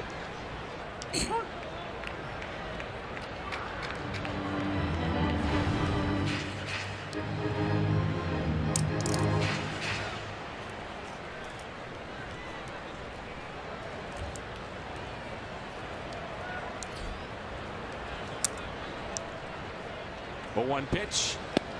Fastball. 5 straight strikes from Segrist. I beg your pardon. 5 out of 6. Did have that breaking ball in the dirt to Harper.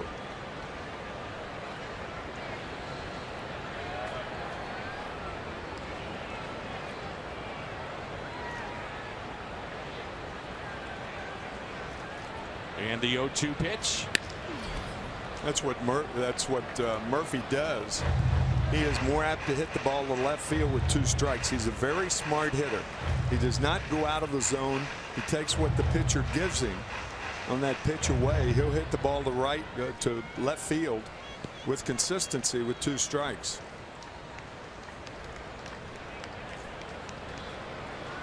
So 1 out, nobody on, and an 0-2 pitch to Daniel Murphy. Final line on Garcia. He goes 7 tonight. 2 runs on 7 hits, struck out 4, walked 1.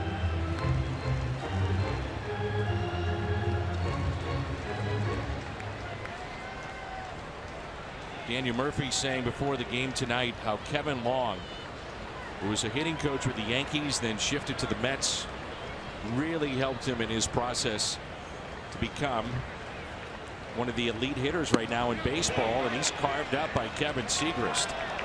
That's 2 strikeouts. Daniel asking home plate umpire Alan Porter to get some help. Well, once Porter calls it, you can't get any help. Daniel's saying you got to get help. I'm sorry, it's already called. So you can't call it and then get help. You could delay it and then get help, but watch Porter almost immediately. Strike 3. And Daniel's saying you got to get help on a ball like that, but doesn't work like that. Boy, that's nasty from Segrist. Looks sharp here tonight.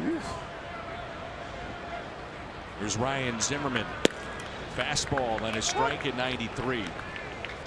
Remember when Kevin Segrist first came up, he was throwing 97 to 99 consistently. We haven't seen that velocity up to that level, but tonight he's throwing harder than maybe some of the other times we've seen this year.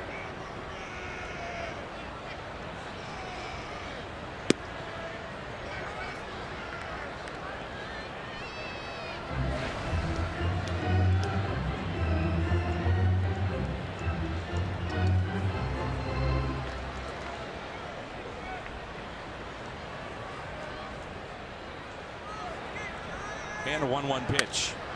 The fly ball lifted out to center field. There's Grichuk. And a 1-2-3 8th inning for Kevin Segrist. We head to the 9th. And St. Louis on top here in game 2. Cardinals with the lead.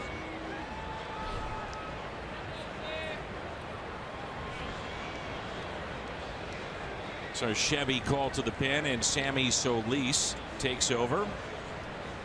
It's made 10 appearances this year. ERA just over 2. Started this year at their AAA affiliate Syracuse. Was called up in late April after our good friend Matt Belisle was injured, placed on the DL. Belisle was with St. Louis a year ago. He had never been on the disabled list, and now back-to-back years he's been injured. Well, speaking of the DL, Sammy Solis recovering from Tommy John surgery back in 2012.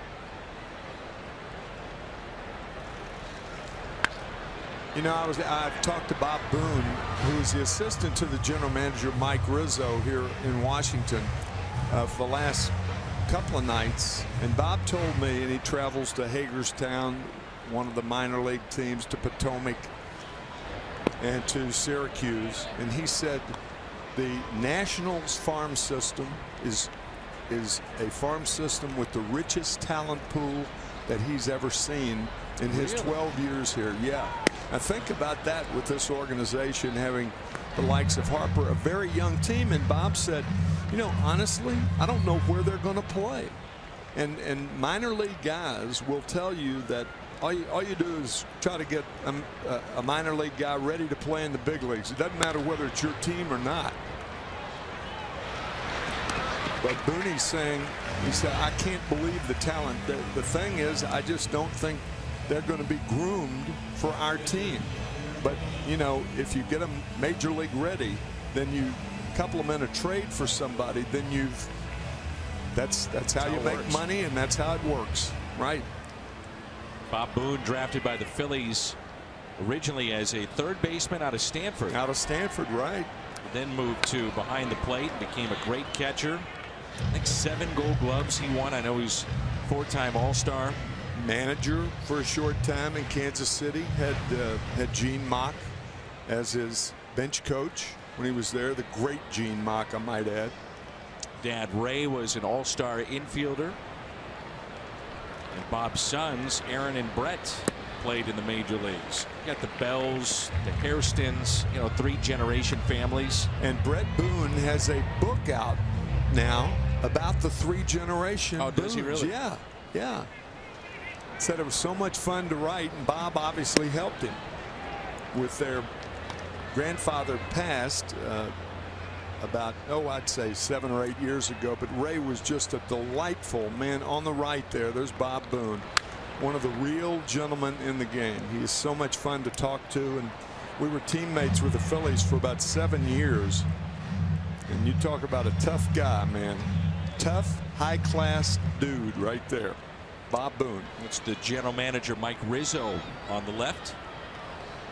Well, you made me think about guys that are draft picks, and then all of a sudden they become trade bait. And I think about the 2010 draft, as we remind you that we have baseball coming up tomorrow. Cardinals and Nationals on KTVI back home. But a good example would be, you know, a guy like, let's say, Zach Cox, who then was traded, a top pick for the Cardinals, was traded for Edward Mujica. Mujica becomes an All-Star here in St. Louis. So you have those kind of things that happen all the time. Oh, sure. Zach Cox was a first-round pick for the Cardinals a few years ago.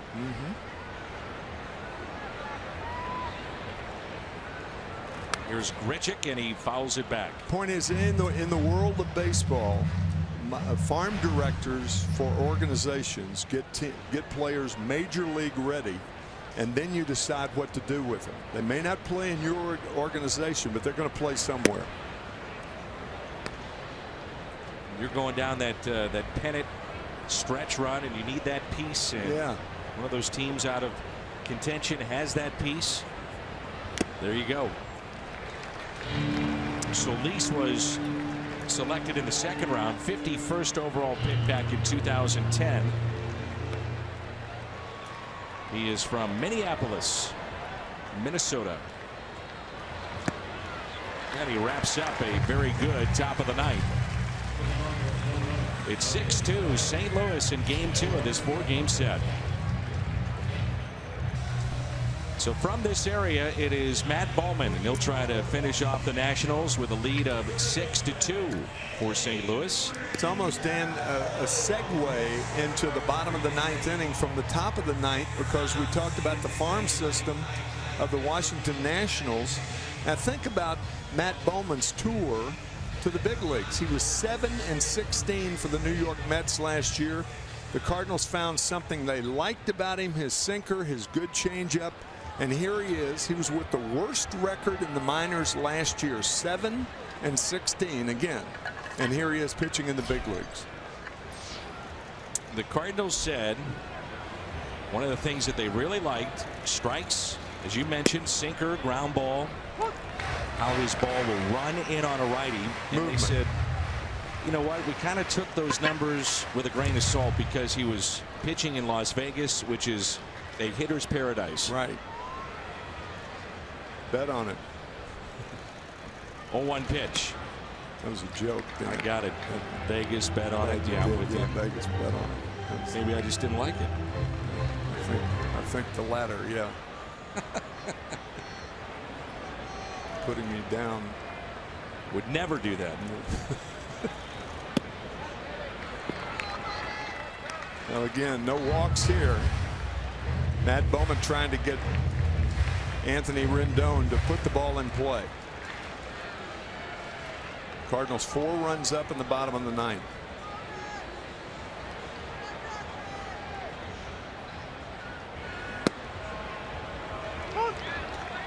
Two and two.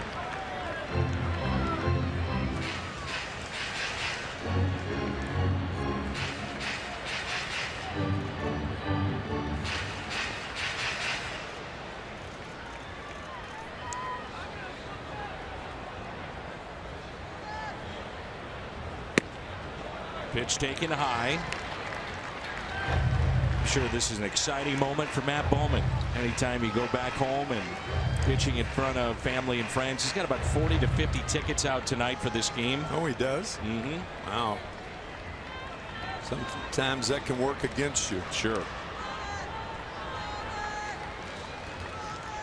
Here's a 3-2 pitch. Off of Bowman, loses the glove, throws to first and throws wildly.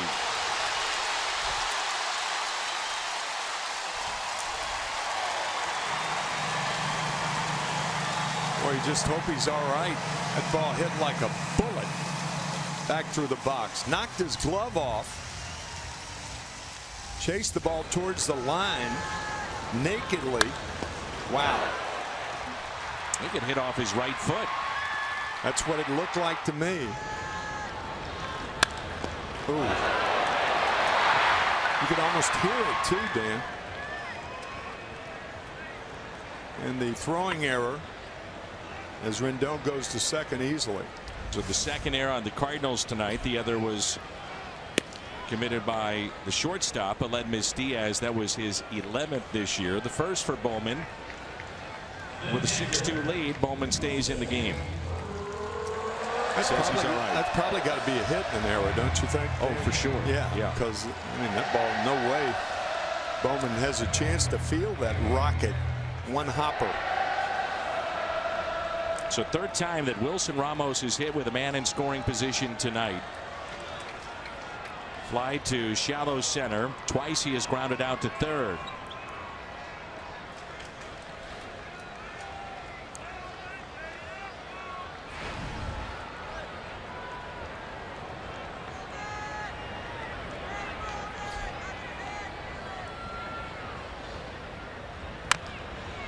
And he taps that foul. Strike one. Rosenthal is throwing in the Cardinals pen. There he is.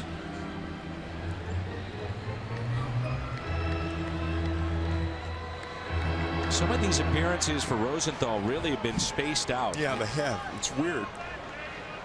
Not a lot of save opportunities. Seems like when the Cardinals tie ball games. Yeah, and when the Cardinals win, they win by a lot. Mm-hmm. 0-1 pitch. Good pitch. 0-2. Last year with Trevor, he's getting too much work. This year, it's not enough work. Good slider from Bowman. .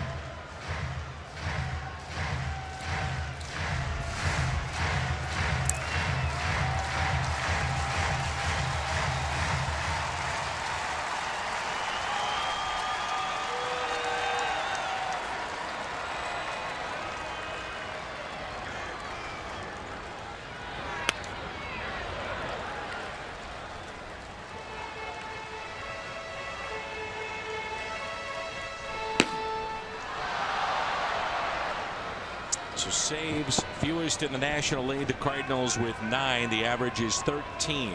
Boy, that graphic illustrating what you're saying, Dan.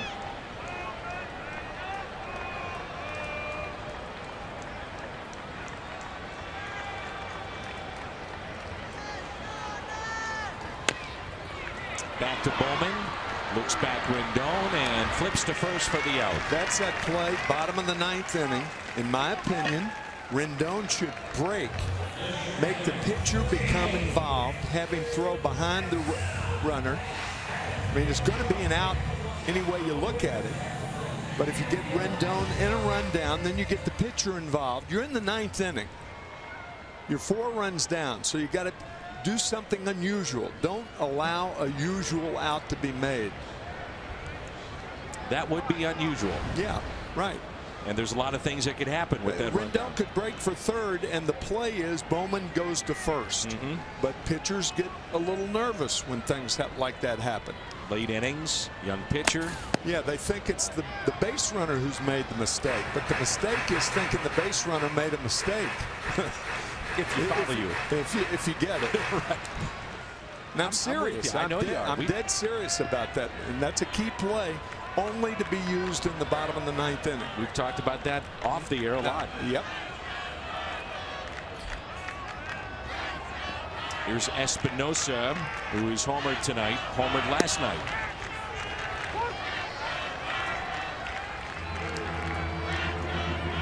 Well, Bowman's got that good movement in on the righties and away from the lefties.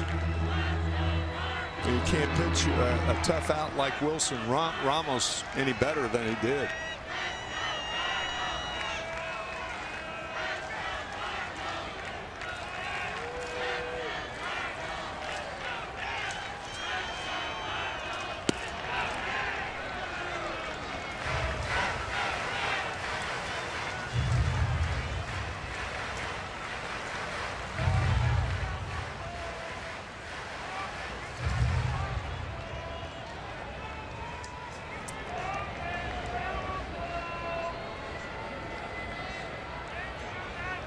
Last time that Rosendahl pitched, by the way, was game 1 against the Cubs. The 2-1 pitch. And a fly ball lifted out to deep left field. And the catch is made by Jeremy Hazelbaker. Playing in, goes back in a diving catch on the track. Boy, that was a beauty by Hazelbaker. So one thing Jeremy can give you, his average has slipped since that remarkable first 2 weeks of the season. The one thing he can do is provide late inning defense, as he proved right here. Good play.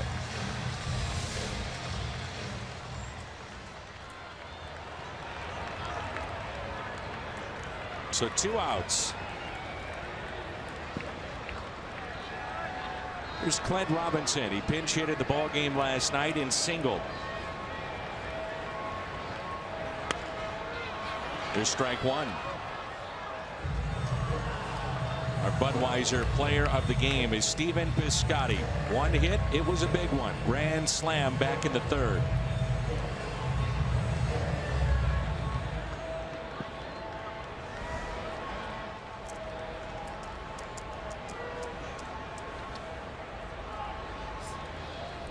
The shift is on here for Robinson. He singled up the middle last night. That pitch way outside. Get off to a very slow start. Career minor leaguer, 10 years in the minor leagues, similar to Jeremy Hazelbaker. Sure. Hard not to pull for these kind of guys. Yeah, you're right.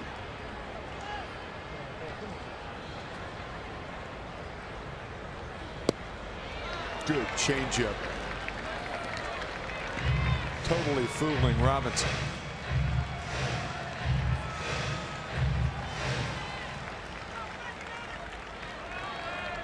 And Bowman 1 strike away. The 1-2 pitch. 2-2.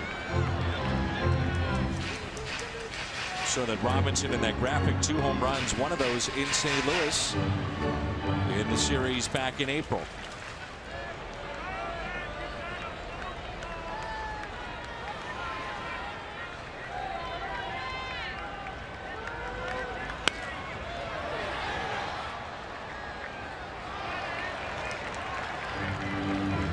about Bowman. He can throw one changeup after another, and all of them look like different pitches because of his arm movement. That's the great thing about a changeup. You can throw one after the other.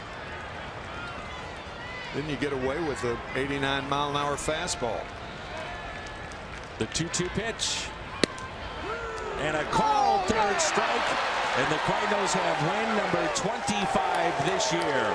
Or a 92-mile-an-hour fastball. Well, not a lot of hitting tonight, partner, from the Cardinals, but just enough in the third. It's a great game.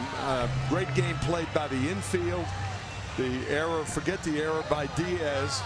Jed, the great turn of the double play early to get Bryce Harper with runners on at first and second. And you said it at the time that we may look back on this play, or the Cardinals may look back on this play and consider it the most important play of the game.